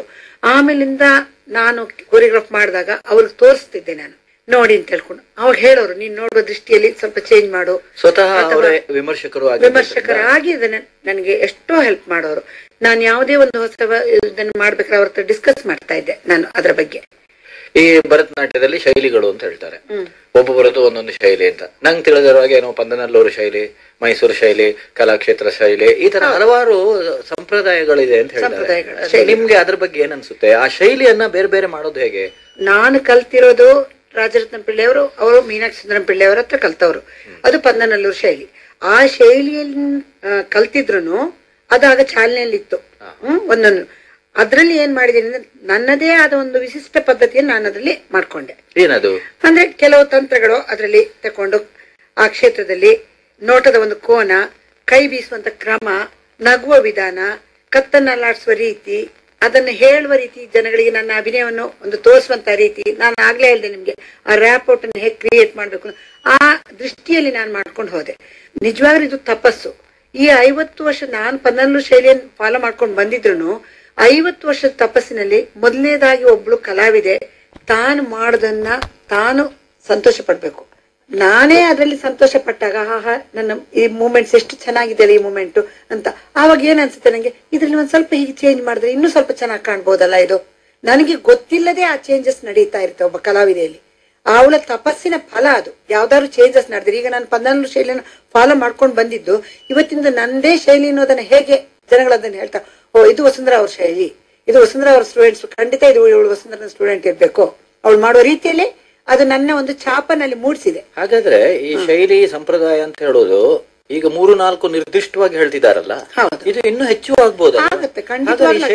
ಈ ಶೈಲಿ ಅಂತಂದ್ರೆ ಎಲ್ಲರೂ ಹೇಳ್ಕೊಳ್ತಾರೆ ನಮ್ದು ಇಂಥ ಶೈಲಿ, ಅಥವಾ ಮಕ್ಕಳು ವಿದ್ಯೆ ಕಲೀಲಿಕ್ಕೆ ಅಂತ ಹೋಗುವಾಗ ಗುರುಗಳ ಹತ್ರ ಕೇಳ್ತಾರೆ, ನಿಮ್ದು ಯಾವ ಶೈಲಿ ಮೇಡಮ್ ಅಂತ ಕೇಳ್ತಾರೆ. ಗೊತ್ತು, ಒಂದು ಗುರು ಹತ್ರ ಕಲ್ತಿದ್ದನ್ನ ಅದನ್ನೇ ನೀವು ಹೇಳಿಕೊಡೋದು ಬೇರೆ. ಇವಾಗ ನಿಮ್ಗೆ ಕಲಾಕ್ಷೇತ್ರದಲ್ಲಿ ಕಲ್ತಿದ್ದನ್ನ ಅವ್ರು ಯಾವ್ದನ್ನು ನಿಮ್ಗೆ ಚೇಂಜ್ ಮಾಡೋದಕ್ಕೆ ಅಲೌ ಮಾಡೋದಿಲ್ಲ, ಅದು ಅವರದೇ ಶೈಲಿ. ಆವಾಗ ಅದು ಹಾಗೆಯೇ ಒಬ್ರಿಂದ ಒಬ್ರಿಗೆ ಪಾಸ್ ಹಾಕೊಂಡು ಹೋಗುತ್ತೆ. ಆದ್ರೆ ಯಾವಾಗ ನೀವು ಮನೋಧರ್ಮಕ್ಕೆ ಬೆಲೆ ಕೊಡ್ತೀರಾ, ನೀವು ಸೃಜನಶೀಲತೆನ ರೆಸ್ಪೆಕ್ಟ್ ಕೊಡ್ತೀರಾ ನೀವು, ಆವಾಗ ಅದು ಚೇಂಜ್ ಆಗುತ್ತೆ. ನಿಮ್ಮದೇ ನಿಮ್ಮ ಮನೋಧರ್ಮ, ನಿಮ್ಮದೇ ಒರಿಜಿನಾಲಿಟಿ, ಕ್ರಿಯೇಟಿವ್ನೆಸ್ ನಿಮ್ಮಲ್ಲಿ ಕಲಾವಿದರಲ್ಲಿ ಇರ್ಲೇಬೇಕಾದಂತದ್ದು ಗುಣಗಳು. ಅದು ಬಂದಾಗ ಸ್ವಲ್ಪ ಸ್ವಲ್ಪ ನಿಮ್ಗೆ ಗೊತ್ತಿಲ್ಲದೆ ಚೇಂಜ್ ಆಗುತ್ತೆ. ಆ ಚೌಕಟ್ಟಿನಲ್ಲೇ ನೀವು ಚೇಂಜ್ ಹಾಕೊಂಡು ಹೋಗಿದ್ದೀರಾ. ಇದು ಕಲೆಯ ರೀತಿ ನಿಂತ ನೀರಲ್ಲ, ನಿಂತ ನೀರಾಗ ಖಂಡಿತ ನಿಂತ ನೀರಲ್ಲ. ಯಾವುದೇ ಕಲೆ ಆಗ್ಲಿ ನಿಂತ ನೀರಲ್ಲ, ಅದು ಹರಿತಾ ಇದೆ. ಬಹುಶಃ ಅದನ್ನ ಹೀಗೆ ಹೇಳ್ಬೋದೇನು ಹಾಗಾದ್ರೆ, ಒಂದು ಶೈಲಿ ಅಂತಂದ್ರೆ ಒಂದು ಗುರು ಪರಂಪರೆ ಅಷ್ಟೇ. ಗುರು ಪರಂಪರೆ ಹಾಗಾದ್ರೆ ಬರೀ 3-4 ಮಾತ್ರ ಶೈಲಿ ಅಲ್ಲ, ಇನ್ನೂ ಎಷ್ಟು ಶೈಲಿ ಆಗಬಹುದು. ಹಾಗಾದ್ರೆ ನಿಮ್ಮ ಹೆಸರಿನಲ್ಲೇ ಒಂದು ಶೈಲಿ, ವಸುಂಧರಾ ಅವರ ಶೈಲಿ. ಇವಾಗ ಅದನ್ನ ಎಲ್ಲರೂ ಗುರುತಿಸುತ್ತಿರೋದೇ, ನಂದನ್ನ ಅದೇ ತರ ಗುರುತಿಸ್ತಾ ಇದ್ದಾರೆ. ಒಂದು ಗುರುವಿನಿಂದ ಇನ್ನೊಬ್ಬರಿಗೆ ಬಂದಾಗ ಆ ಶೈಲಿ ಇರುತ್ತೆ. ಅಲ್ಲಿಂದ ನೀವು ಚೇಂಜ್ ಆಗ್ತಾ ಬರ್ತಿಲ್ಲ, ಎಲ್ರು ಗುರುಗಳಾಗೋದಕ್ಕಾಗೋದಿಲ್ಲ. ಅಷ್ಟು ವರ್ಷದ ತಪಸ್ಸಿನಲ್ಲಿ ಅವಳದನ್ನೇ ಅವಳೊಂದು ಮಾಡ್ಕೊಳ್ತಾಳಲ್ಲ, ಆವಾಗ ಅವಳು ಗುರು ಆಗ್ತಾಳೆ. ಅವಳನ್ನ ಫಾಲೋ ಮಾಡೋರು ಎಲ್ರು ಅವಳ ಶಿಷ್ಯರು ಅದನ್ನೇ ಫಾಲೋ ಮಾಡ್ತಾರೆ ಅಂತ ಹೇಳಕ್ಕಾಗಲ್ಲ. ಈಗಿನ ಕಾಲದಲ್ಲಂತೂ ಒಂದು ಸಂಪ್ರದಾಯವನ್ನು, ಒಂದು ಪದ್ಧತಿನ ಇಟ್ಕೊಳ್ಳೋದು ಬಹಳ ಕಷ್ಟ. ಸಾಮಾನ್ಯವಾಗಿ ಮಕ್ಕಳು ಏನ್ ಮಾಡ್ತಾರೆ ಅಂದ್ರೆ, ಒಬ್ಬರತ್ರ ಕಲಿತಾ ಇದ್ದವ್ರು ಸಮೇತ ಒಂದು ಐಟಮ್ ಇನ್ನೊಂದ್ ಕಡೆ ಚೆನ್ನಾಗ್ ಕಂಡಾಗ ಆ ಗುರುಗಳದ್ದು ಅದನ್ನ ತಗೊಳ್ತಾರೆ. ಯಾವುದೇ ಆ ಶೈಲಿ ಹೋಯ್ತಲ್ಲಿ, ಶೈಲಿ ಮಿಕ್ಸ್ ಆಗೋದು, ಮಿಶ್ರಣ ಇಂಥದ್ದು ಅಂತ ನೀವು ಹೇಳೋದಕ್ಕೆ ಆಗೋದಿಲ್ಲ. ಈಗ 4-5 ಗುರುಗಳ ಹತ್ರ ಕಲ್ತಾಗ ಖಂಡಿತವಾಗ್ಲೂ ಅದನ್ನ ಹೇಳೋದಕ್ಕೆ ಸಾಧ್ಯವೇ ಇಲ್ಲ ಅಲ್ವಾ? ಖಂಡಿತವಾಗ್ಲೂ ಹೇಳಕ್ ಸಾಧ್ಯ. ನನ್ಗೆ ಆ ಸಂದೇಹ ಇತ್ತು ಮೊದಲಿಂದಲೂ ಕೂಡ. ಈಗ ಇಂತಹದ್ದೇ ಎಲ್ಲ ಕಾಲದಲ್ಲಿ ಒಂದು ಗುರುಗಳತ್ತಿದ್ದವರು ಅವರನ್ನು ಬಿಟ್ಟು ಹೋಗ್ತಾ ಇರ್ಲಿಲ್ಲ ಆಗಿನ ಕಾಲದಲ್ಲಿ. ಆದ್ರಿಂದ ಆ ಪರಂಪರೆ ಉಳ್ಕೊಂಡು ಬರ್ತಾ ಇತ್ತು. ಇವಾಗ ಖಂಡಿತ ಆತರ ಯಾವುದು ನಡೀತಾ ಇಲ್ಲ. ಈಗ ಭರತನಾಟ್ಯ ಅಂದಾಗ ಅದು ಭರತನ ನಾಟ್ಯ ಶಾಸ್ತ್ರದ ಆಧಾರದ ಮೇಲೆ ಬರುವಂತಹದ್ದು. ಆ ಹೆಜ್ಜೆಗಳಿರ್ಬಹುದು, ಹಸ್ತಗಳಿರ್ಬಹುದು, ಯಾವುದೇ ಇರ್ಬಹುದು, ಆಗಿರ್ಬಹುದು. ಹಾಗಾದ್ರೆ ವ್ಯತ್ಯಾಸ ಏನ್ ಕಾಣಬಹುದು? ಅವರು ಉಪಯೋಗಿಸಿಕೊಳ್ಳುವಂತಹ ರೀತಿ ನಾನು ಹೇಳ್ದೆ. ಈಗ ಒಂದು ಅಡವನ್ನ ತಗೊಳ್ಳಿ ನೀವು. ಒಂದು ಶೈಲಿಯಲ್ಲಿ ದಿತ್ತೆ ಅಂತ ಯಾವ್ದೋ ಒಂದು ಅಡವು ಅಂತ ಇಟ್ಕೊಳ್ಳಿ ನಮ್ಮನ್ನ, ಅಥವಾ ಯಾವ್ದೋ ಒಂದು ಎಗರ್ ತಟ್ಟಡವೋ ಕುದಿತು ಮೆಟ್ಟಡವೋ ಯಾವ್ದೋ ಒಂದು ಅಡವನ್ನ ತಗೊಳ್ಳಿ. ಒಬ್ಬರು ಒಂದೊಂದು ರೀತಿಯ ಹಸ್ತವಿನ್ಯಾಸವನ್ನು ಮಾಡ್ತಾರೆ. ಈಗ ಒಂದು ಶೈಲಿಯಲ್ಲಿ ನಿಮ್ಗೆ ಆ ಸ್ಟ್ರೈಟ್ ಲೈನ್ ನಲ್ಲಿ ಮುಕ್ತಾಯವನ್ನು ಹೊಡಿತೀರಾ ನೀವು ತೀರ್ಮಾನದಲ್ಲಿ. ಇದನ್ನ ನಾವು 15 ಶೈಲಿ ಅಂತ ಹೇಳ್ತೀವಿ ಅಂತ ಹೇಳ್ತಾರೆ, ಅಥವಾ ಇನ್ನೊಂದು ಶೈಲಿ ಅಂತಾರೆ. ಅದನ್ನೇ ಇನ್ನೊಬ್ರು ಮಾಡುವಾಗ ಅದನ್ನ ತಲೆ ಮೇಲಿಂದ ತೆಗೆದುಕೊಂಡ್ಬಂದು ಬಿಟ್ಬಿಡ್ತಾರೆ. ಅದು ಕಲಾಕ್ಷೇತ್ರ ಶೈಲಿ ಅಂತಾರೆ. ಅವ್ರು ಆ ತರ ಉಪಯೋಗಿಸ್ಕೊಂಡಿದ್ದಾರೆ. ನಾನ್ ಮಾಡೋದ್ರಲ್ಲಿ ನನಗೆ ಎಷ್ಟೋ ಜನ ವಿಮರ್ಶಕರು ಬರ್ದಿದ್ದಾರೆ, ರೇರ್ ಹಸ್ತಾಸ್ ಯೂಸ್ ಬೈ ವಸುಂಧರಾ. ನಿಮ್ಮ ಶೈಲಿ, ನನ್ನ ಶೈಲಿ ಆಯ್ತು. ಹೌದಾ, ನಾನು ಯೋಗವನ್ನ ಅಡಾಪ್ಟ್ ಮಾಡ್ಕೊಂಡಿದ್ದೀನಿ ನನ್ನದ್ರಲ್ಲಿ. ಬಹುಶಃ ಈ ಕಥಕ್ ನಲ್ಲೆಲ್ಲ ಘರಾನ ಅಂತ ಹೇಳ್ತಾರೆ, ಲಕ್ನೋ ಘರಾನ, ಜೈಪುರ್ ಘರಾನ. ಅಂದ್ರೆ ಆ ಒಂದು ಪ್ರದೇಶದಲ್ಲಿರುವಂತ ನೃತ್ಯ ಗುರುಗಳು ಅವರದೇ ಆದಂತ ಒಂದು ಶೈಲಿಯನ್ನು ಬಹುಶಃ ಹಾಗೆ ಇಟ್ಟಿರ್ಬೋದಾ? ಹೌದು, ಅದೇ ತರನೇ ಇರೋದು. ಭರತನಾಟ್ಯದಲ್ಲಿ ಹಾಗೆ ಇರ್ಬೋದು. ಹಾಗಾದ್ರೆ ತಮ್ಮ ಪ್ರಕಾರ ಆ ಶೈಲಿಗಳಿಗೆ ಬಹಳ ವ್ಯತ್ಯಾಸ ಇಲ್ಲ. ಇದು ಒಂದು ನಡ್ಕೊಂಡ್ ಬಂದಂತ ಒಂದು ಮಾರ್ಗ ಅಷ್ಟೇ. ಗುರುಗಳ ಮೊದಲಲ್ಲಿ ನಿಮ್ಗೆ ಆ ಶೈಲಿಗಳು ಬೇರೆ ಬೇರೆ ಕಾಣ್ತಾ ಇತ್ತು, ಇವಾಗ ಅಷ್ಟೊಂದು ಕಾಣೋದಿಲ್ಲ. ನೀವು ಅದೇ ಪಂದನಲ್ಲೂರು ಶೈಲಿ ಅಂತ ಯಾಕೆ ಹೇಳಿ? ನಾನು ಪಂದನಲ್ಲೂರು ಶೈಲಿಯನ್ನು ಮಾಡ್ಕೊಂಡು ಬಂದ್ರು. ಇವತ್ತಿನ ದಿವಸ ಅದನ್ನ ಪಂದನಲ್ಲೂರು ಶೈಲಿ ಅಂತ ಹೇಳೋ ಬದಲು ವಸುಂಧರಾ ಶೈಲಿ ಅಂತ ಹೇಳೋರೇ ಜಾಸ್ತಿ ಆಗಿದ್ದಾರೆ. ವಸುಂಧರಾ ಛಾಪನ ನಾವು ಅದ್ರಲ್ಲಿ ನೋಡ್ಬೋದು. ಪಂದನಲ್ಲೂರು ಶೈಲಿಯ ಚೌಕಟ್ಟಿರ್ಬೋದು. ನಿಮ್ಮ ಸೃಜನಶೀಲತೆಯನ್ನು ಅದನ್ನ ನಾವಲ್ಲಿ ಕಾಣ್ತೀರಿ. ನಾಳೆ ನಿಮ್ಮ ಶಿಷ್ಯರು ಅದಕ್ಕಿಂತ ಇನ್ನೂ ಏನಾದ್ರೂ ಹೊಸತನವನ್ನ ಮಾಡ್ಬೋದು.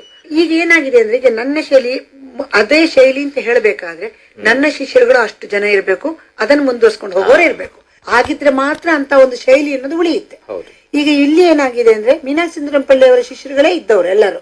ರುಕ್ಮಿಣಿ ದೇವಿಯರನ್ನು ತಕೊಳ್ಳಿ, ರಾಜರತ್ನಂ ತಕೊಳ್ಳಿ, ಮೃಣಾಲಿನಿ ಸರಾಬಾಯಿ, ಎಲ್ಲರೂ ಅವರ ಶಿಷ್ಯರುಗಳು ಅದನ್ನೇ ಇಟ್ಕೊಂಡು ಬಂದ್ರು. ಅದೇ ಒಂದು ಸಮೂಹ ಅದರಿಂದ ಹೊರಗೆ ಬಂದವರು ರುಕ್ಮಿಣಿ ದೇವಿ ಕಲಾಕ್ಷೇತ್ರ ಅಂತ ಸ್ಟಾರ್ಟ್ ಮಾಡಿದ್ರು.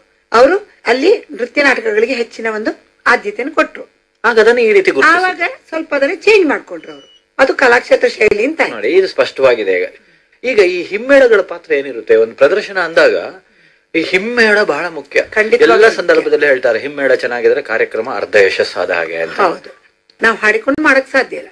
ಹಾಡುವವರು ಅಲ್ಲಿರ್ತಾರೆ. ನಮ್ಮ ಮನಸ್ಸು ಆ ಹಾಡುವವರು, ನಮ್ಮ ಮನಸ್ಸಲ್ಲಿ ಏನ್ ಭಾವನೆ ಬರುತ್ತೆ ಅದಕ್ಕೆ ಸರಿಯಾಗಿ ಅವ್ರು ಹಾಡಿದ್ರೆ, ಆ ಭಾವ ಪೂರಿತವಾಗಿ ಹಾಡಿದಾಗ ನಾವ್ ಅಷ್ಟು ಚೆನ್ನಾಗಿ ಮಾಡೋದಕ್ಕಾಗುತ್ತೆ. ಇವನ್ ಲಯ, ಮೃದಂಗ ಅಷ್ಟು ಚೆನ್ನಾಗಿ ನಮ್ಮ ಒಂದೊಂದು ಕೈಯ ಮುದ್ರೆಗಾಗ್ಲಿ, ನಮ್ಮ ಮೂವ್ಮೆಂಟ್ಸ್ಗೆ, ಕಾಲು ಒಂದೊಂದು ಹೇಳೋದಕ್ಕೆ, ಕಣ್ಣಿನ ನೋಟಕ್ಕೊಂದು ಏಟ್ ಕೊಟ್ಟಾಗ ಎಷ್ಟು ಸಂತೋಷ ಆಗುತ್ತೆ, ಬಹಳ ಮುಖ್ಯ ಆಗುತ್ತೆ. ಇದೆಲ್ಲ ಒಟ್ಟು ಸೇರಿದ್ರೆ ಮಾತ್ರ ಅದು ಚೆನ್ನಾಗಾಗುತ್ತೆ. ಹಿಮ್ಮಾಳಿಂದವರ ಪಾತ್ರ ಬಹಳ ಮುಖ್ಯ. ನಟುವಾಂಗದ ಪಾತ್ರ ಅಂತೂ ಬಹಳ ಮುಖ್ಯ. ನಟುವಾಂಗ ಅದಕ್ಕಾಗಿ ಗುರುಗಳೇ ಕೂತ್ಕೊಳ್ಳೋದು ಯಾಕಂದ್ರೆ ಅವ್ರು ಹೇಳ್ಕೊಟ್ಟಿರ್ತಾರೆ, ಅವ್ರಿಗೆ ಗೊತ್ತಿರುತ್ತೆ ಇಂಥ ಸಮಯದಲ್ಲಿ ಈ ತರ ಬರುತ್ತೆ ಅಂತ ಹೇಳ್ಕೊಂಡು. ಹಾಗಾದ್ರೆ ನಟುವಾಂಗಕ್ಕೆ ಗುರುಗಳಿದ್ರೇನೆ ಅದು ಸಮರ್ಥವಾದ. ಖಂಡಿತವಾದ. ಈ ಹಾಡುಗಾರರು ಅವ್ರು ಹೇಗೆ ನಿಮ್ಮಲ್ಲಿ ಭಾವವನ್ನು ಪ್ರಚೋದಿಸ್ಲಿಕ್ಕೆ ಸಾಧ್ಯ ಇದೆ? ನಿಮ್ಮಿಂದ ಅವರಿಗೆ ಭಾವ ಪ್ರಚೋದನೆ, ಅದು ಅವರಿಂದ ನಿಮಗೆ, ನಮ್ಮಿಂದ ಅವರಿಗೆ, ಅವರಿಂದ ಇಬ್ಬರಲ್ಲೂ ಆ ಅಂಡರ್ಸ್ಟ್ಯಾಂಡಿಂಗ್ ಇರ್ಬೇಕು, ಅವಾಗ ಮಾತ್ರ ಆಗುತ್ತೆ. ಅದಕ್ಕೆ ನಮ್ಮಲ್ಲಿ ಈಗ ಸಂಗೀತಕ್ಕೆ ತರಬೇತಿ ಕೊಡುವಂತ ಸಂಸ್ಥೆಗಳಿದೆ, ಎಲ್ಲ ಇದೆ. ನೃತ್ಯಕ್ಕೆ ಹಾಡುವ ರೀತಿನೇ ಬೇರೆ ಅಂತ ನನ್ನ ಭಾವನೆ. ಒಂದು ಸಂಗೀತ ಕಚೇರಿಗೂ ನೃತ್ಯದಲ್ಲಿ ಹಾಡುವಂತ ನೃತ್ಯ ಕಚೇರಿಗೆ ಹಾಡುವ ರೀತಿ, ಹಾಡುವಾಗ ಭಾವಪೂರಿತವಾಗಿ ಹಾಡಿದ್ರೆ ಮಾತ್ರ ಅದು ಚೆನ್ನಾಗಿರುತ್ತೆ. ಯಾಕಂದ್ರೆ ಅಲ್ಲಿ ಇರೋದೇ ಭಾವ, ದ್ರಾಶ್ಯ. ಇದು ನೋಡ್ತಾರವ್ರು, ನೋಡುವವರಿಗೆ ಆ ಅಭಿನಯಕ್ಕೆ ಸರಿಯಾಗಿ ಇವ್ರು ಹಾಡಿದಾಗ ಅದೆಷ್ಟು ಸಂತೋಷವನ್ನು ಕೊಡುತ್ತೆ. ಅದಕ್ಕೆ ತರಬೇತಿ ಕೊಡುವಂತದ್ದು ಏನಾದ್ರು ನಮ್ಮಲ್ಲಿ ವ್ಯವಸ್ಥೆ ಇದೆಯಾ? ನಮ್ಮಲ್ಲಿ ಇಲ್ಲ, ಅದು ಕೊಟ್ರೆ ಒಳ್ಳೇದು ಅಲ್ವಾ? ಖಂಡಿತವಾಗ್ಲೂ ಅದಕ್ಕೆ ಬೇಕು. ಈಗ ನೀವು ಕಾರ್ಯಕ್ರಮ ನೀವು ಕೊಡ್ಲಿಕ್ಕೆ ಪ್ರಾರಂಭ ಮಾಡುವಾಗ್ಲಿಂದ ಒಂದೇ ತಂಡವನ್ನು ನೀವು ಬಳಸ್ಕೋತಾ ಇದ್ದೀರಾ ಅಥವಾ ಬೇರೆ ಬೇರೆಯವರನ್ನು ಬಳಸ್ಕೋತಾ ಇದ್ದೀರಾ? ನಾನು ಬೇರೆ ಬೇರೆ ಊರಿಗೆ ಹೋದಾಗ ಅಲ್ಲಿ ಯಾಕಂದ್ರೆ ಇಲ್ಲಿಂದ ಕಲಾವಿದರನ್ನ ಕರ್ಕೊಂಡು ಹೋಗಿ ಮಾಡೋದು ತುಂಬಾ ಕಷ್ಟ ಆಗುತ್ತೆ. ಅವ್ರಗಳಿಗೂ ಬೇರೆ ಕೆಲಸಗಳಿರುತ್ತೆ. ಇಲ್ಲ ನಾವು ಡೆಲ್ಲಿಗೆ ಹೋಗ್ಬೇಕಂದ್ರೆ 2.5 ದಿವಸ ಹೋಗುತ್ತೆ ಟ್ರೈನ್ ಅಲ್ಲಿ, ಹೋಗೋದಕ್ಕೆ 2.5 ದಿವಸ, ಬರೋದಕ್ಕೆ 2 ದಿವಸ. ಆಮೇಲೆ ಅಲ್ಲಿ ಕಾರ್ಯಕ್ರಮಗಳಿಗೆ ಇದೆಲ್ಲ ತುಂಬಾ ದಿನಗಳು ಅವ್ರಿಗೆ ವೇಸ್ಟ್ ಆಗೋದ್ರೆ ಬರೋದಕ್ಕೆ ಸ್ವಲ್ಪ ಹಿಂದೇಟ್ ಹಾಕ್ತಾರೆ. ನಾನು ಅದಕ್ಕೆ ಸಾಮಾನ್ಯವಾಗಿ ಯಾವ ಯಾವ ರಾಜ್ಯಗಳಿಗೆ ಹೋಗ್ತೀನಿ ಅಲ್ಲೇ ಕಲಾವಿದರನ್ನು ಉಪಯೋಗಿಸ್ಕೊಳ್ತೀನಿ. ನಮ್ಗೆ ಸಂಗೀತದ ಜ್ಞಾನನೂ ಇರಬೇಕು. ಯಾರಿಗೆ ನೃತ್ಯ ಮಾಡೋರಿಗೆ ಖಂಡಿತವಾಗ್ಲೂ ಸಂಗೀತ ಜ್ಞಾನ ಇರ್ಲೇಬೇಕು. ನಾವು ಸಂಗೀತ ಕಲ್ತಿರ್ಬೇಕು. ಆವಾಗ್ಲೇ ನಮ್ಗೆ ಗೊತ್ತಾಗುತ್ತೆ. ಈಗ ಯಾವ್ದೋ ನೆರವಲ್ ಮಾಡ್ತಾರೆ, ಅವ್ರು ಆ ಜಾಗದಿಂದ ತಿರುಗಿ ಹಿಂದೆ ಬರಕ್ಕಾಗಲ್ಲ ಅಂತ ನಮ್ಗೆ ಗೊತ್ತಿರುತ್ತೆ. ಆದ್ರೂ ಪೂರ್ವಭಾವಿಯಾಗಿ ಸ್ವಲ್ಪ ಸಿದ್ಧತೆ ಬೇಕಾಗುತ್ತೆ. ಒಂದು ಪ್ರಾಕ್ಟೀಸ್ ಅಂತ ಬೇಕೇ ಬೇಕಾಗುತ್ತೆ, ಖಂಡಿತವಾಗ್ಲೂ ಬೇಕಾಗುತ್ತೆ. ನಾವು ಹೇಳ್ಬೇಕಲ್ಲ, ನಾವ್ ಇಂಥದನ್ನು ಮಾಡ್ತಾ ಇದೀವಿ, ನಾವು ಸಾಧಾರಣ ಒಂದಿಷ್ಟು ಹೊತ್ತು ಬರುತ್ತೆ ಅಥವಾ ಒಂದು 2-3 ಸತಿ ಹೆಚ್ಚು ಕಡಿಮೆ ಆದ್ರೆ ಅವಾಗ ನಾವು ಸುಧಾರಿಸ್ಕೊಂಡು ಹೋಗೋದಕ್ಕೆ ಗೊತ್ತಾಗುತ್ತೆ. ಅವಾಗ ಆದ್ರೆ ಇತ್ತೀಚೆಗೆ ಈ ಹಿಮ್ಮೇಳದವರು ನಮ್ಗೆ ಸಿಗೋದು ಕಷ್ಟ ಆದಾಗ ಧ್ವನಿ ಮುದ್ರಿತ ಸಂಗೀತವನ್ನು ಬಳಸ್ತಾರೆ. ಅದ್ರ ಬಗ್ಗೆ ನಿಮ್ಗೆ ಏನ್ಸ? ಇದು ಸುಮಾರು ಇದು ಒಂದು ಚರ್ಚೆ ಮಾಡುವಂತ ವಿಷಯ ಆಗಿದೆ. ಈಗಿನ ಕಾಲದಲ್ಲಿ ನಮ್ಗೆ ಕಲಾವಿದರನ್ನ ಕರ್ಕೊಂಡ್ ಬರೋದು ಕಷ್ಟ ಆದ್ರಿಂದ ಧ್ವನಿ ಮುದ್ರಿಕೆಯನ್ನು ಉಪಯೋಗಿಸ್ತಾರೆ. ಆದ್ರೆ ಅದು ಅಷ್ಟು ಒಳ್ಳೆಯ ಒಂದು ಬೆಳವಣಿಗೆ ಅಲ್ಲ ಅಂತ ನನ್ಗನ್ಸುತ್ತೆ. ಯಾಕಂದ್ರೆ ನಮ್ಮಲ್ಲಿರುವಂತಹ ಮನೋಧರ್ಮ, ಕ್ರಿಯೇಟಿವಿಟಿ ಅದಕ್ಕೆ ಆಸ್ಪದನೇ ಇಲ್ಲ. ಇಷ್ಟು ಸರ್ತಿ 6 ಸರ್ತಿ ಹೇಗ್ ಮಾಡ್ಬೇಕು, ಅಲ್ಲಿ ಮೃದಂಗದಲ್ಲಿ ಅದೇ ಏಟ್ ಕೊಟ್ಟಿರ್ತಾರೆ, ಅದಕ್ಕೆ ಸರಿಯಾಗಿ ನಾವು ಕಾಲು ಹೊಡಿಬೇಕು, ಅದೇ ತರನೇ ಮಾಡ್ಬೇಕು. ಯಾವತ್ತು ನಿಮ್ ಬೆಳವಣಿಗೆಗೆ ಅವಕಾಶನೇ ಇರೋದಿಲ್ಲ. ಅವತ್ತಿನ ಲಹರಿ ಏನಿರುತ್ತೆ ಅದರ ಮೇಲೆ ನೀವು ನೃತ್ಯ ಏನು ಮಾಡಕ್ಕೂ ಆಗಲ್ಲ, ಅದರಲ್ಲಿ ಖಂಡಿತ ಆಗಲ್ಲ ಅಂತ. ಅದು ಅಲ್ಲದೆ ಬೇರೆ ತರದಲ್ಲೂ ನೀವು ತೋರ್ಸಕ್ ಆಗೋದಿಲ್ಲ. ಅಲ್ಲಿ ಏಟುಗಳೇ ಬೇರೆ ಇರುತ್ತೆ. ಹೌದು, ನೀವು ಅದನ್ನ ಬಿಟ್ಟು ಹೋಗೋದಕ್ಕೆ ಆಗೋದಿಲ್ಲ. ಅಲ್ಲ, ನೀವು ಒಬ್ಬ ಹಿರಿಯ ಕಲಾವಿದೆಯಾಗಿ ನೀವು ಅದನ್ನ ಮಾಡಬಾರ್ದು ಅಂತಲೇ ಹೇಳ್ತಿರೋ? ಮಾಡಬಾರ್ದು ಅಂತಲೇ ನಾನು ಹೇಳ್ತೀನಿ. ಆದ್ರೆ ಅದಕ್ಕಾಗಿ ನಾನು 25 ವರ್ಷದಿಂದ ಇಷ್ಟು ದೊಡ್ಡ ಫೆಸ್ಟಿವಲ್ ಗಳನ್ನು ಮಾಡಿದ್ರು ಯಾವ್ದು ಧ್ವನಿ ಮುದ್ರಿಕೆ ಒಂದು ಇದಕ್ಕೆ ನಾನು ಅವಕಾಶ ಕೊಟ್ಟಿಲ್ಲ. ಹಾಗಾದ್ರೆ ಇದೊಂದು ದೊಡ್ಡ ಸಮಸ್ಯೆ ತಾನೆ ನಮ್ಮ ಈ ಒಂದು ರಂಗದಲ್ಲಿ. ಸಮಸ್ಯೆ ಆಗಿದೆ. ಹಾಡುವವರು ಸಂಖ್ಯೆ ಕಡಿಮೆ, ಹಾಡಿ ನೃತ್ಯದಲ್ಲಿ ಯಾವ ತರ ಹಾಡಬೇಕು ಅಂತ ಹೇಳೋದು ತಿಳಿದವರು ಕಡಿಮೆ ಆಗ್ತಾ ಇದ್ದಾರೆ. ಇದು ನಮ್ಮ ಕೊರತೆ ಅಂತ ಅನಿಸ್ತಾ ಇದೆ. ಏನ್ ಮಾಡಬಹುದು ನಾವು? ಸಂಘ ಸಂಸ್ಥೆಗಳು ಏನಾದ್ರು ಮಾಡ್ಲಿಕ್ಕೆ ಸಾಧ್ಯ? ಹೊಸ ಒಂದು ಜನರೇಷನ್ ಅಲ್ಲ, ಇದೇ ತರ ಸ್ಟ್ರಿಕ್ಟ್ ಆಗಿ ಎಲ್ರು ಮಾಡಿದ್ರೆ ನೀವು ಇದ್ರಲ್ಲಿ ಮಾಡುವಂಗಿಲ್ಲ. ಧ್ವನಿ ಮುದ್ರಿಕೆಯಲ್ಲಿ ಕಲಾವಿದರನ್ನ ಕರ್ಕೊಂಡೇ ಬಂದು ಮಾಡ್ಬೇಕು ಅಂತ ಒಂದು ಮಾಡಿದ್ರೆ ಎಲ್ರು ಒಟ್ಟಾದ್ರೆ ಅವಾಗ ಮಾಡೋದಕ್ಕೆ ಸಾಧ್ಯ. ಹಾಗೆ ಮಾಡ್ತಾ ಇದ್ದಾರೆ ಈಗ ಸಂಘ ಸಂಸ್ಥೆಗಳು, ಹಾಗೆ ಮಾಡ್ತಾ ಇದ್ದಾರೆ. ನನ್ನ ಸಂಘ ಸಂಸ್ಥೆಯಲ್ಲಿ ನಾನು ಹಾಗೆ ಮಾಡೋದು. ನೀವು ಸುಮಾರು 50 ವರ್ಷಗಳಿಂದ ನೃತ್ಯ ಪ್ರದರ್ಶನ ಮಾಡ್ತಾ ಇದ್ದೀರಲ್ವಾ? ಕಾರ್ಯಕ್ರಮ ಮಾಡುವಾಗ ನಿಮ್ಗೆ ಆರ್ಥಿಕವಾಗಿ ಯಾವ ರೀತಿ ತೊಂದರೆ ಆಗ್ತಾ ಇದೆಯೋ ಅಥವಾ ಆರ್ಥಿಕವಾಗಿ ನಿಮ್ಗೆ ಅನುಕೂಲ ಸಿಗ್ತಾ ಇದೆಯಾ? ಸಂಭಾವನೆ ಹಿಂದೆ ಅರಮನೆಗಳಲ್ಲಿ ಮಹಾರಾಜರು ಕಾರ್ಯಕ್ರಮ ಕೊಟ್ಟಾಗ ಪರ್ಮನೆಂಟ್ ಆಗಿ ಶಾಶ್ವತವಾಗಿ ಕೆಲವು ಕಲಾವಿದರನ್ನ ಅರಮನೆ ಆಸ್ಥಾನ ನನಗೆ ಅಷ್ಟು ಆರ್ಥಿಕವಾದ ತೊಂದರೆಗಳಾಗ್ಲಿಲ್ಲ. ಯಾಕಂದ್ರೆ ನಾನು ಒಂದು ಹೆಸರು ಮಾಡಿದಂತ ಕಾಲದಲ್ಲಿ ಕಲಾವಿದರಿಗೆ ದುಡ್ಡು ಕೊಟ್ಟು ಕರೆಸಿ ಕಾರ್ಯಕ್ರಮವನ್ನು ನೀಡ್ತಾ ಇದ್ರು, ಗೌರವಿಸ್ತಾ ಇದ್ರು. ಇವಾಗ ಅದೇನೇ ಏನಾಗಿದೆ ಅಂದ್ರೆ ಕಲಾವಿದರ ಸಂಖ್ಯೆ ಜಾಸ್ತಿ ಆಗಿದೆ. ಅಲ್ಲದೆ ಕಲಾವಿದರು ಎಲ್ಲಿವರೆಗೆ ಇಳಿದಿದ್ದಾರೆ ಅಂದ್ರೆ ಅವ್ರಿಗೆ ಸ್ಟೇಜ್ ಸಿಕ್ಕಿದ್ರೆ ಸಾಕಾಗಿದೆ. ಅದಕ್ಕೋಸ್ಕರ ಕೈಯಿಂದ ಖರ್ಚು ಮಾಡ್ಕೊಂಡು ಹೋಗಿ ಮಾಡ್ತಾ ಇದ್ದಾರೆ. ಈಗ ಹಿರಿಯ ಕಲಾವಿದರು, ನಿಮ್ಮಂತಹ ಕಲಾವಿದರು ರಾಷ್ಟ್ರ ಮಟ್ಟ, ಅಂತಾರಾಷ್ಟ್ರೀಯ ಮಟ್ಟದಲ್ಲಿ ಹೆಸರು ತಗೊಂಡವರಿಗೆ ಈ ಸಮಸ್ಯೆ ಬರದೇ ಇರಬಹುದು. ಆದ್ರೆ ಇವತ್ತಿನ ಯುವಕರಿಗೆ, ಉದಯೋನ್ಮುಖರಿಗೆ ಈ ಸಮಸ್ಯೆ ಅಂತ ಅನ್ಸಲ್ಲ. ಸಮಸ್ಯೆ ಅಂತ ಯಾತಕ್ ಅನ್ಸುತ್ತೆ ಅಂದ್ರೆ ಅವರೇ ಮಾಡ್ಕೊಂಡಿದ್ದಾರೆ. ಅವ್ರಿಗೆ ಏನಾಗಿದೆ ಅಂದ್ರೆ ಕಳೆಯಕ್ಕೆ ಸೇರಿ 2 ವರ್ಷಕ್ಕೆ ತಾನು ಕಾರ್ಯಕ್ರಮ ಕೊಡ್ಬೇಕು. ಅಷ್ಟು ಬೇಗ ಹತ್ತಬಾರದು ವೇದಿಕೆ. ಹೌದು, ಅಷ್ಟು ಬೇಗ ಹೋಗಿ ಮಾಡ್ಬೇಕು, ನನ್ಗೆ ಅಲ್ಲಿ ಮಾಡ್ಬೇಕು, ಇಲ್ಲಿ ಮಾಡಿ, ಈ ಅತಿ ಆಸೆಗಳು ಬೇಗ ಹೆಸರು ಮಾಡ್ಬೇಕು ಅನ್ನೋ ಆಸೆ. ಇನ್ನೊಂದು ದ್ವಂದ್ವ ಕಾಡುತ್ತೆ. ಪರಿಪೂರ್ಣತೆ ಗಳಿಸಿದ ಮೇಲೆ ವೇದಿಕೆ ಹತ್ತಬೇಕು ಅಥವಾ ವೇದಿಕೆ ಹತ್ತುತ್ತಾ ಪರಿಪೂರ್ಣತೆ ಗಳಿಸ. ಹೌದು, ಆದ್ರೂ ಒಂದು ಲೆವೆಲ್ ಅನ್ನೋದು ಇರುತ್ತಲ್ವಾ, ಅಷ್ಟನ್ನು ತಿಳ್ಕೋಬೇಕು. ತಿಳ್ಕೊಂಡ ಮೇಲೆ ಹೋಗ್ಲಿ.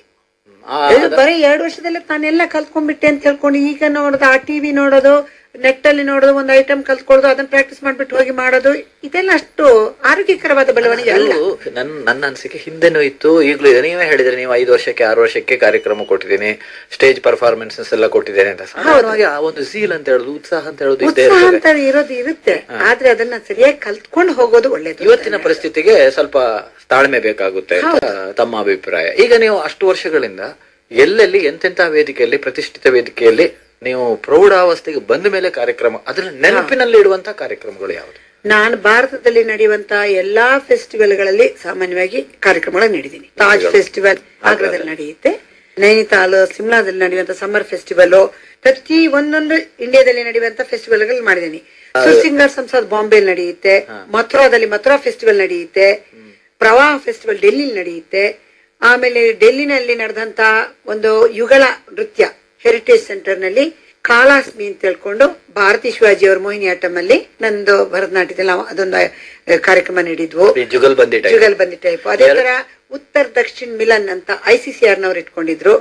ಅದರಲ್ಲಿ ನಾವು ಕಾರ್ಯಕ್ರಮ ಅದಕ್ಕೆ ನಿಮ್ಗೆ ಪೂರ್ವಭಾವಿಯಾಗಿ ಸಿದ್ಧತೆ ಬೇಕಾಗಲ್ಲ? ಹೌದೌದು. ಅದಕ್ಕೆ ನಾವು ಒಂದು ವಾರ ಅಲ್ಲಿ ಹೋಗಿ ಇದ್ದು ಆ ಪಕ್ಕವಾದಿದವರು ನಮ್ಮವರು. ಈಗ ನಾನು ಕಥಕ್ ಜೊತೆಲಿ ಉತ್ತರ ದಕ್ಷಿಣ ಮಿಲನ್ ಅಂತ ಮಾಡಿದಾಗ ನಮ್ಮ ಕಲಾವಿದ್ರೆ ಇಲ್ಲಿಂದ ಬಂದಿದ್ರು, ಅಲ್ಲಿ ಕಥಕ್ನವ್ರು ಬಂದಿದ್ರು. ನಾವು ಒಂದು ವಾರ ಜೊತೆಲಿ ಪ್ರಾಕ್ಟೀಸ್ ಮಾಡಿದ್ವಿ. ಹೇಗೆ ಅದು ಕಾರ್ಯಕ್ರಮವನ್ನು ಯಾವ ತರ ಮಾಡ್ತೀರಿ ನೀವು? ಈಗ ಉತ್ತರದ ಜುಗಲ್ ಬಂದಿದ್ದು ಸಂಗೀತದಲ್ಲಿ ಒಂದೇ ರಾಗವನ್ನು ತಗೊಳ್ತಾರೆ. ಹೌದು, ಅದೇ ನೀವು ಹೇಗ್ ಮಾಡ್ತೀರಿ? ನಾವು ಅದೇ ತರನೇ ತಗೊಂಡಿದ್ವು. ಫಸ್ಟ್ ಗೆ ಗಣೇಶನ ಸ್ತುತಿ ಅಂತ ತಗೊಂಡಾಗ ಹತ್ತಿರದ ರಾಗ ಒಂದೇ ರಾಗವನ್ನೇ ತಕೊಂಡು ಇಬ್ರು ಒಟ್ಟಿಗೆ ಮಾಡಿದ್ವು. ಸಾಹಿತ್ಯ ಒಂದೇ.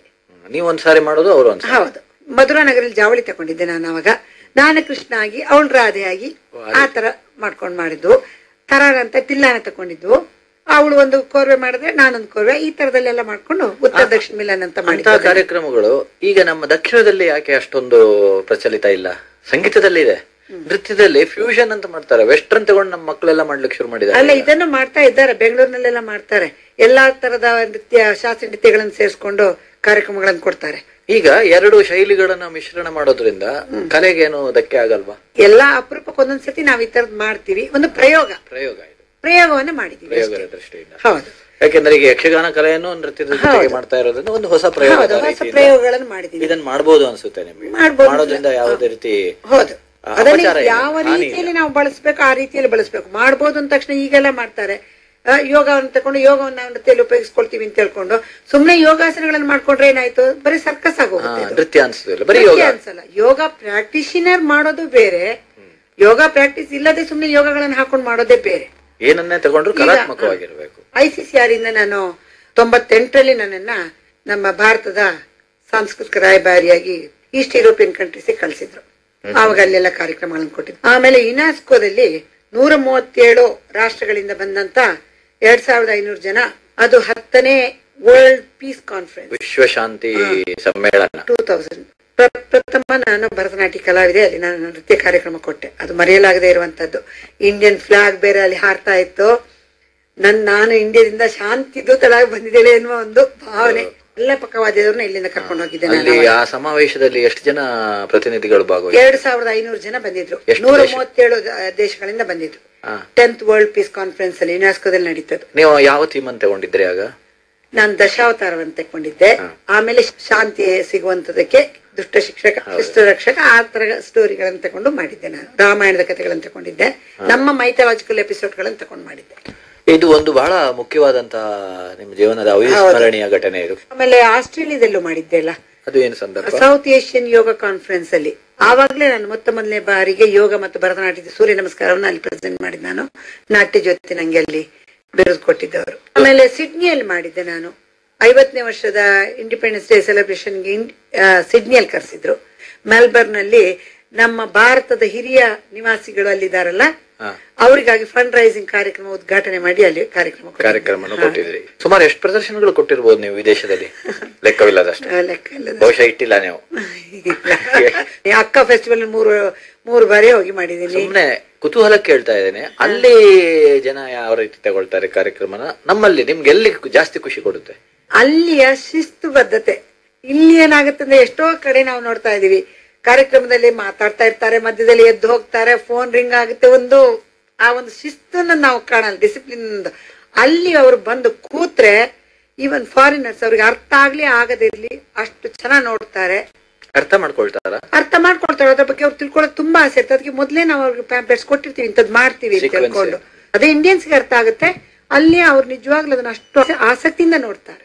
ವ್ಯವಸ್ಥೆ ದೃಷ್ಟಿ ಯಾವುದು? ಅಲ್ಲಿ ತುಂಬಾ ಚೆನ್ನಾಗಿದೆ ವ್ಯವಸ್ಥೆಗಳೆಲ್ಲ. ಸಮಯ ಅಂದ್ರೆ ಸಮಯ, ಅದು ಹೇಳ್ಬೇಕಾಗಿಯೇ ಇಲ್ಲ. ಅದು ಇಷ್ಟೊತ್ತಿಗೆ ಮೊದ್ಲು ಅವರೆಲ್ಲ ಕೂತಿರ್ಬೇಕು, ಆಮೇಲೆ ಬರುವಂಗೂ ಇಲ್ಲ, ಬಾಗ್ಲು ಹಾಕ್ಬಿಟ್ಟಿರ್ತಾರೆ. ಅದೇ ಕರೆಕ್ಟ್ ಆಗಿ ಸಮಯಕ್ಕೆ ಸ್ಟಾರ್ಟ್ ಆಗ್ತಾ ಅದೇ ತರನೇ ಎಂಡು ಆಗ್ಬೇಕು. ನಿಮ್ಗೆ ಅಕಸ್ಮಾತ್ ಲಹರಿ ಕಾರ್ಯಕ್ರಮ ಮುಂದುವರಿಸ್ತಾ ಇದ್ರೆ? ಇಲ್ಲ ಇಲ್ಲ, ಆತರ ಇಲ್ಲ.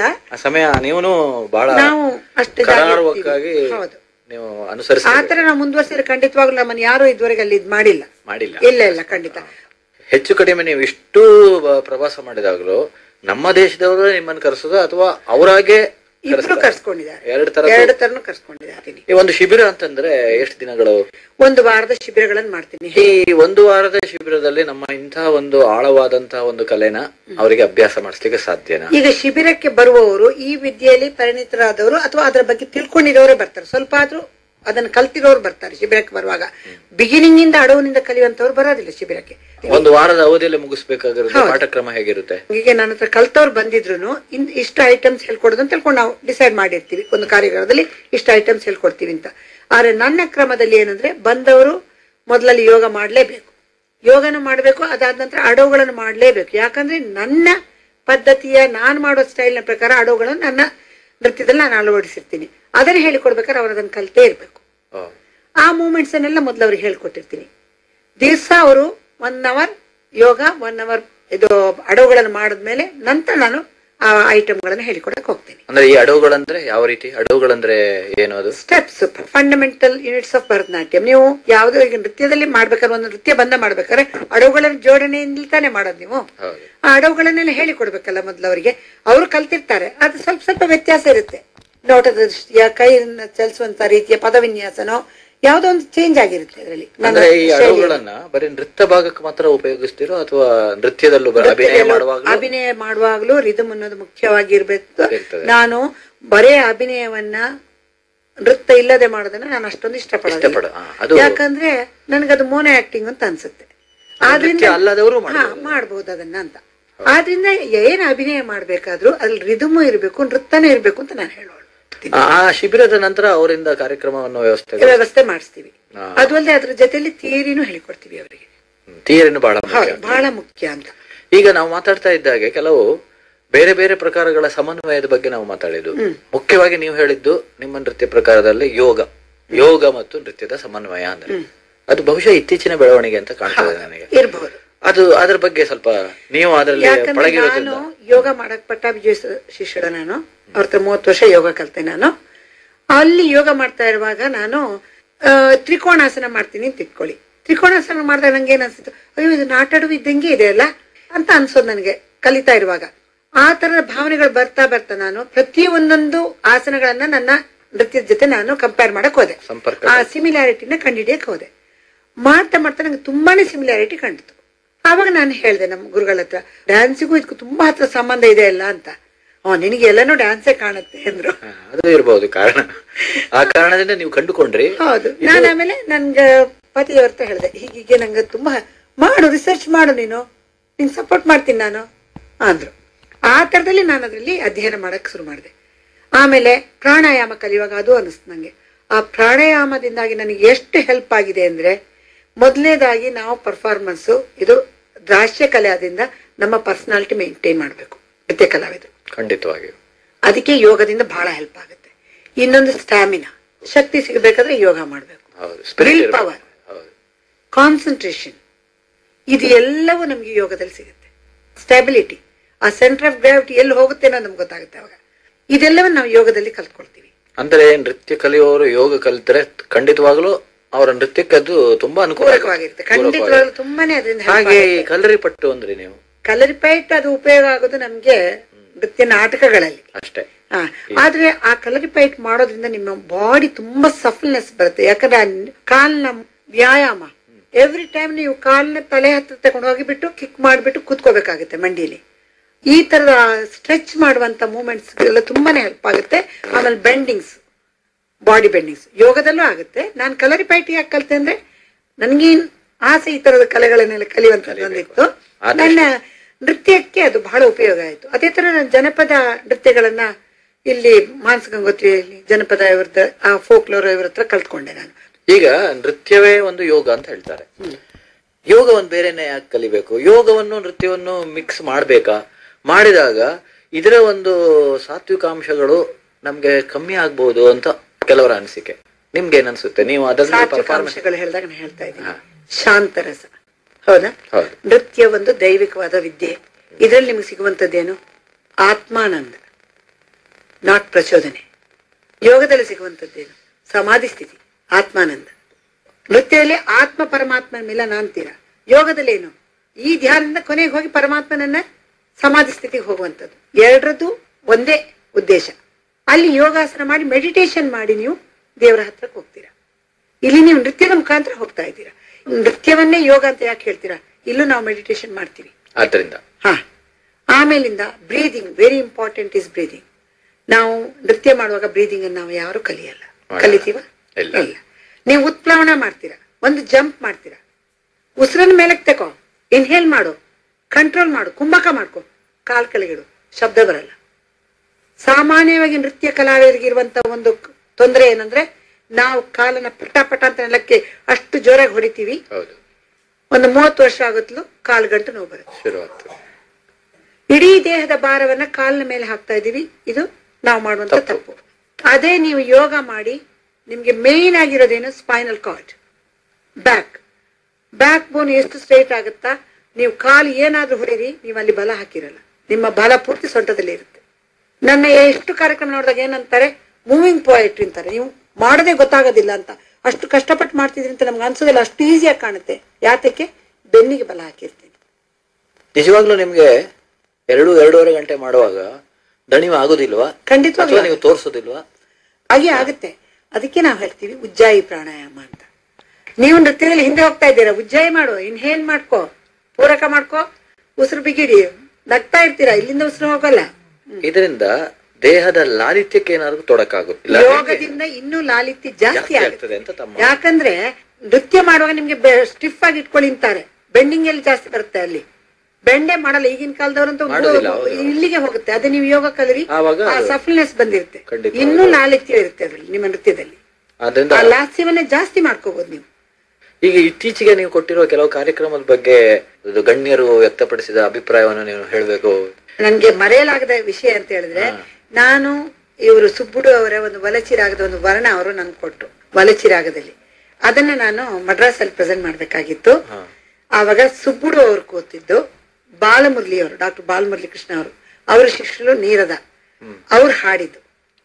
ಅವರ ಎದುರಲ್ಲಿ ನಾನು ಅದನ್ನ ಕಂಪೋಸ್ ಮಾಡಿದೆ ಅಲ್ಲೇ. ಅದನ್ನು ಮರೆಯೋದಕ್ಕೆ ಸಾಧ್ಯ ಇಲ್ಲ ನನಗೆ. ಅವ್ರು ನೀರದ ಹಾಡ್ತಾ ಇದ್ರು, ಸರಸ್ವತಿ ಅವ್ರು ನಟವಾಂಗ ಮಾಡ್ತಾ ಇದ್ರು, ಸುಬ್ಬುಡು ಅವ್ರು ಕುತ್ಕೊಂಡು ನೋಡ್ತಾ ಇದ್ರು, ಬಾಲಮುರಳಿ ಅವ್ರ ನೀರದಂಗೆ ಹಿಂಗ ಹಾಡು ಅಂತಿದ್ರು. ಆ ಕಾರ್ಯಕ್ರಮನೂ ಎಲ್ಲರೂ ಬಂದಿದ್ರು. ಅದೊಂದು ಸಂದರ್ಭ. ಆಮೇಲೆ ರಾಮಯ್ಯ ಪಿಳ್ಳಿ ಅವ್ರ ಮನೆಗೆ ಮದ್ವೆ ಆದ ತಕ್ಷಣ ನನ್ನ ಯಜಮಾನಲ್ಲಿ ಕರ್ಕೊಂಡೋದ್ರು. ಒಂದು ಐಟಮ್ ಮಾಡಿ ನಾನು ತೋರಿಸ್ದೆ. ಆವಾಗ ಅವ್ರು ಹೇಳಿದ್ರು, ಸುಂದರ ನೀನ್ ವರ್ಣ ಮಾಡು, ನಾನ್ ನಟವಾಂಗ ಮಾಡ್ಬೇಕು ನಿನ್ಗೆ. ತಂಜಾವೂರ್ ಬದಸ್ತಿದ್ದು ಮುಕ್ಕಾಡಿಯಿಂದ ಸ್ಟಾರ್ಟ್ ಆಗುವಂತ ಆನಂದ ಭೈರವಿ ವರ್ಣ, ಅದನ್ನ ಮಾಡಿದೆ. ಅವ್ರು ನಟವಾಂಗ ಮಾಡಿದ್ರು, ಅಂತ ಗುರುಗಳು ನಂಗೆ ನಟವಾಂಗ ಮಾಡಿದ್ರು. ಆವಾಗ ಅವ್ರು ಹೇಳಿದ್ರು ನಮ್ಮ ಯಜಮಾನ್ರ ಹತ್ರ, ಇವಳನ್ನ ನಾನು ಕಳ್ಸೋದಿಲ್ಲ ಮೈಸೂರಿಗೆ, ಇಂತ ಒಬ್ಳು ಕಲಾವಿದೆ ನನ್ಗೆ ಇನ್ನೊಂದ್ಸರ್ತಿ ಶಿಷ್ಯಳಾಗಿ ಸಿಗೋದಿಲ್ಲ, ನಾನು ಇವಳನ್ನ ಇಟ್ಕೊಳ್ತೀನಿ ಅಂತ. ಆಗ ನಮ್ಮ ಯಜಮಾನ್ರು ಮಾತ್ರ ಅದಕ್ಕೆ ಒಪ್ಲಿಲ್ಲ. ಇಲ್ಲ, ಅವಳು ಏನಿದ್ರು ಮೈಸೂರಿಗೆ ಹೋಗೋಳು, ಅವಳು 14 ವರ್ಷ ಇಲ್ಲಿ ಕಲ್ತಿರೋದು, ಅವಳು ಅದನ್ನ ಮುಂದುವರ್ಸ್ಕೊಂಡು ಹೋಗ್ಲಿ, ಇನ್ನು ಚಿಕ್ಕ ಹುಡುಗಿ, ಅವಳು ಬೇಕಾದ್ರೆ ಸಾಧಿಸುವಂತ ಅದ್ರಲ್ಲೇ ಸಾಧಿಸ್ಲಿ, ಆ ಒಂದು ಶೈಲಿಯಲ್ಲೇ ಮಾಡ್ಕೊಂಡ್ ಬರ್ಲಿ, ಅವಳ ನಾನು ಕಳ್ಸಲ್ಲ ಅಂತ ಕರ್ಕೊಂಡ್ಬಂದ್ರು. ಅದೊಂದು ಬಹಳ ಮರೆಯಕ್ಕೆ ಸಾಧ್ಯ ಇಲ್ಲದಂಥದ್ದು ಒಂದು ಘಟನೆ. ಅದಾದ್ಮೇಲೆ ಮರೆಯದೇ ಇರುವಂತದ್ದು ಅಂದ್ರೆ, ನಮ್ಮ ಅತ್ತೆಯವರು ಆ ದಿವಸ ಕಾಲವಾದ್ರು, ನನ್ನ ಕಾರ್ಯಕ್ರಮ ಇತ್ತು. ಬೆಳಗಿನ ಜಾವದಲ್ಲಿ ನಮ್ಮ ಅತ್ತೆ ಹೋಗ್ಬಿಟ್ರು, ಸಂಜೆಗೆ ನನ್ನ ಕಾರ್ಯಕ್ರಮ ಇತ್ತು. ಆಗಿನ ಕಾಲದಲ್ಲಿ 30,000 ಟಿಕೆಟ್ ಸೇಲ್ ಆಗೋಗಿತ್ತು. ಏನ್ ಮಾಡಕ್ಕೂ ಗೊತ್ತಾಗಲ್ಲ. ತುಂಬಾ ಹಳೆ ಟೈಪ್ ಇದ್ರವರು ನಮ್ಮ ಮನೆಯಲ್ಲೆಲ್ಲ. ನಮ್ಮ ಅತ್ತೆ ಹೆಣ ಅಲ್ಲಿದೆ, ಹಳ್ಳಿಯವರೆಲ್ಲ ಬಂದು ಮಾತಾಡ್ತಾ ಇದ್ರು. ಇವ್ರು ಕುಣಿಯಕ್ ಹೋಗ್ತಾಳಂತೆ ಸೊಸೆ ನೋಡಿ, ಎಂತ ಸಂದರ್ಭ ಅದು. ಮಾತು ಇಡೀ ದಿನ ಬೆಳಗಿಂದ ಮನೇಲಿ ಒಲೆ ಹಚ್ಚುವಂಗಿಲ್ಲ, ಒಂದು ಹೊಟ್ಟೆಗೆ ಏನು ಇಲ್ಲ, ಹಾಲು ಕುಡಿಯೋ ಮಗು ನಂದು, ಏನು ಮಾಡಕ್ಕೂ ಸಾಧ್ಯ ಇಲ್ಲ. ಕೂತಿದ್ದೆ. ನಮ್ಮ ಯಜಮಾನ್ರು ಒಂದೇ ಒಂದು ಮಾತು ಹೇಳಿದ್ರು ಅವಾಗ, ನೋಡು ನೀನು ಕಲಾವಿದೆ, ನೀನ್ ಹೋಗಿ ಮಾಡ್ತೀನಿ ಅಂತ ನೀನ್ ಒಪ್ಕೊಂಡ್ರೆ ನೀನ್ ಹೋಗಿ ಮಾಡ್ಬೇಕು, ನೀನ್ ಕಲೆಗೋಸ್ಕರ ನನ್ ಮದ್ವೆ ಆಗಿದ್ಯಾ, ಮತ್ತೆ ಸತ್ತಿದ್ದಾರೆ, ನೀನ್ ಮಾಡ್ಬಾರ್ದು ನಾನು ಹೇಳಲ್ಲ, ನೀನ್ ಮಾಡೋ ಹಂಗಿದ್ರೆ ಮಾಡು ಅಂದ್ರು. ನಾನು ಹರೀಶನ್ ಕಳಿಸ್ತೀನಿ ಅಂದ್ರು. ಹರೀಶ್ ನಮ್ಮ ಯಜಮಾನ್ರ ಅತ್ತೆ ಮಗ, ಅವರೇ ಇವತ್ತು ನನ್ನ ಪರ್ಫಾರ್ಮಿಂಗ್ ಆರ್ಟ್ಸ್ ಸೆಂಟರ್ ಮುಂದುವರ್ಸ್ಕೊಂಡು ಹೋಗ್ತಿದ್ರು. ಅವರೇ ಬೆನ್ನೆಲುಬಾಗಿ ನಿಂತಿದ್ದಾರೆ. ನನ್ನ ಈ ಕಲೆಗೆ ಎಲ್ಲದಕ್ಕೂ ಅವರೇ ಸಪೋರ್ಟ್ ಮಾಡ್ತಾ ಇರೋರು. ಕಾರ್ಯಕ್ರಮ ನಡೀತು. ಆವಾಗ ಇವರು ಆವಾಗ MP ಆಗಿದ್ರು, ತುಳಸಿದಾಸಪ್ಪನವರು. ಅವ್ರಿಗೆ ಅಲ್ಲಿವರೆಗೆ ಗೊತ್ತಿಲ್ಲ ಇತ್ತು ಈ ತರ ಇದು ನಡೆದಿದೆ ಇವ್ರ ಮನೇಲಿ ಅಂತ ಹೇಳ್ಕೊಂಡು. ಕೊನೆಗೆ ಅವ್ರಿಗೆ ಗೊತ್ತಾಯ್ತು. ಗೊತ್ತಾದಾಗ ಅವ್ರು ಹೇಳಿದ್ರು, ಈ ಹಾರ ಕತ್ತಿಗೆ ಹಾಕುವಂಥದ್ದಲ್ಲಮ್ಮ, ನಿನ್ನ ಪಾದಕ್ಕೆ ಹಾಕುವಂಥದ್ದು ಅಂತ ನನ್ನ ಕಾಲುಗಳಿಗೆ ಆ ಹಾರನ ಅರ್ಪಣೆ ಮಾಡಿದ್ರು. MP ಆಗಿದ್ದವ್ರು ಅವರು. ಅದೊಂದು USA ಇದ್ರದ್ದು ನಡೆದಿದ್ದು ಯುನೆಸ್ಕೋ ಪ್ರೋಗ್ರಾಮ್ ಒಂದು. ಆಮೇಲೆ ಈಗ ಕಳೆದ ವರ್ಷ ಅಮೆರಿಕದಲ್ಲಿ ನನಗೆ ಕೆಂಟಕಿನಲ್ಲಿ ಆನರರಿ ಆಗಿ ಸಿಟಿಸನ್ಶಿಪ್ ಕೊಟ್ಟರು. ನಾನೀಗ 12 ವರ್ಷದಿಂದ ಅಲ್ಲಿ ಹೋಗಿ ಪಾಠ ಮಾಡ್ತಾ ಇದ್ದೀನಿ. ಅಲ್ಲಿ ತುಂಬಾ ಮಕ್ಕಳು ರಂಗ ಪ್ರವೇಶ ಎಲ್ಲ ಮಾಡಿದ್ರು. ಅವ್ರು ಹೇಳಿದ್ರು, ನಮ್ಗೆ ಇಲ್ಲಿ ಸರಸ್ವತಿನೇ ನಮ್ಮ ರಾಜ್ಯಕ್ಕೆ ಬಂದಂಗಾಯ್ತು ಅಂತ ಹೇಳ್ಕೊಂಡು ಸಂತೋಷ ಪಟ್ಕೊಂಡು ನನಗೆ ಅಲ್ಲಿಯ ಮೇರು ಇದು ಆನರರಿ ಸಿಟಿಸನ್ಶಿಪ್ ಆಫ್ ಲೂಯಿವಿಲ್ ಕೆಂಟಕಿ. ಇದು ನಮ್ಮೆಲ್ಲರಿಗೂ ಹೆಮ್ಮೆ ವಿಷಯ, ಮೈಸೂರಿನವರಿಗೆ ಯಾಕೆ ಭಾರತದವರಿಗೆ ಹೆಮ್ಮೆ ವಿಷಯ. ಹಾಗೆ ಅಲ್ಲಿ ಜೀವ ಅನ್ನೋ ಒಂದು ಕಾರ್ಪೊರೇಷನ್ ಅವರು ನನಗೆ ಲೈಫ್ ಟೈಮ್ ಅಚೀವ್ಮೆಂಟ್ ಅವಾರ್ಡ್ ಕೊಟ್ಟರು. ಹಾಗೆ ಅಸಂಖ್ಯಾತ ಪ್ರಶಸ್ತಿಗಳು ಕೂಡ ಬಂದಿದೆ. ಬೇರೆ ಬೇರೆ ಪ್ರತಿಷ್ಠಿತ ಪ್ರಶಸ್ತಿಗಳಿಗೆ ನೀವು ಭಾಜನರಾಗಿದ್ದೀರಿ. ನನಗೆ ಜ್ಞಾಪಕ ಇದ್ದಂಗೆ ಕೆಲವು ಹೇಳ್ತೀನಿ. ಶೃಂಗಾರಮಣಿ ಬಾಂಬೆಲ್ ಬಂದಿತ್ತು. ಆಮೇಲೆ ಉಡುಪಿ ಕೃಷ್ಣ ಮಠದ ಆಸ್ಥಾನ ಅದು ಬಂದಿದೆ. ಕರ್ನಾಟಕ ರಾಜ್ಯೋತ್ಸವ ಅವಾರ್ಡ್, ಕರ್ನಾಟಕ ಕಲಾತಿಲಕ 1990 ಬಂತು, ಸಂಗೀತ ನೃತ್ಯ ಅಕಾಡೆಮಿದು. ಆಮೇಲೆ ಚೆನ್ನೈಯಲ್ಲಿ 97ನೇ ಇಸ್ವಿಯಲ್ಲಿ ನಾಟ್ಯ ಮಯೂರಿ, ಆಮೇಲೆ ನಾಟ್ಯ ರತ್ನ, ನಾರದ ಗಾನ ಸಭಾ, ಮತ್ತೆ ನಾಟ್ಯಾಂಜಲಿ ಟ್ರಸ್ಟ್, ಹೈದರಾಬಾದ್ನ ನೃತ್ಯ ಶಾರದೆ, ಪೊಲ್ಲಾಚಿಯ ಅಭಿನಯ ಶಾರದೆ, ಆಮೇಲೆ ನೃತ್ಯ ಸುಂದರಿ, ಮಿಲೇನಿಯಂ ಅವಾರ್ಡ್ ಅಮೆರಿಕದ್ದು, ನಾಟ್ಯ ಜ್ಯೋತಿ ಆಸ್ಟ್ರೇಲಿಯದ್ದು, ನೃತ್ಯ ಸರಸ್ವತಿ ಉಜ್ಜಯಿನಿ. ಇನ್ನು ಖಾಸಗಿ ಸಂಘ ಸಂಸ್ಥೆಗಳು ಮೈಸೂರು ಸುತ್ತಮುತ್ತ ಅಥವಾ ಕರ್ನಾಟಕ ರಾಜ್ಯದೊಳಗೆ ಬಹುಶಃ ನಿಮ್ಗೊಂದು 100ಕ್ಕೂ ಹೆಚ್ಚು ವಿರೋಧ ಭಾವನೆಗಳು ಬಂದಿರಬಹುದು ಅಂತ ಕಾಣುತ್ತೆ. ಬಹಳ ನಿಜವಾಗ್ಲೂ ಸಂತೋಷದ ವಿಷಯ. ಇನ್ನು ಕೆಲವು ಪ್ರಶಸ್ತಿಗಳು ಬರುವಂತದ್ದು ಇದೆ ಅಂತ ನಾನು ಅನ್ಕೊಂಡಿದ್ದೀನಿ. 1987ರಲ್ಲಿ ಅಂತ ಕಾಣ್ತದಲ್ವಾ ತಾವು ತಮ್ಮ ಈ ಒಂದು ವಸುಂಧರ ಪರ್ಫಾರ್ಮೆನ್ಸ್? ಹೌದೌದು, ಅದು ನಿಜವಾಗಾದ್ರೆ ನಮ್ಮ ಯಜಮಾನ್ರದ್ದು ಅದು ಜನ್ಕಾರ್ ಸಂಗೀತ ಸಭಾ ಅಂತ ಇತ್ತು. ಅದರ ನಂತರ ಅದನ್ನ ನಾನು 85ರಲ್ಲಿ ಪ್ರಾರಂಭಿಸಿದ್ದು. 87ರಿಂದ ಅದರಲ್ಲಿ ಕಾರ್ಯಕ್ರಮಗಳನ್ನ ಕೊಡಕ್ ಶುರು ಮಾಡುದು. ನಮ್ಮ ಯಜಮಾನ್ರು ಅವಾಗ ಸೌತ್ ಇಂಡಿಯಾಕ್ಕೆ ಎಲ್ಲಾ ಹಿಂದೂಸ್ತಾನಿ ಮ್ಯೂಸಿಷಿಯನ್ಸ್ ಅನ್ನ ಇಂಟ್ರೊಡ್ಯೂಸ್ ಮಾಡಿದವರೇ ಅವರು.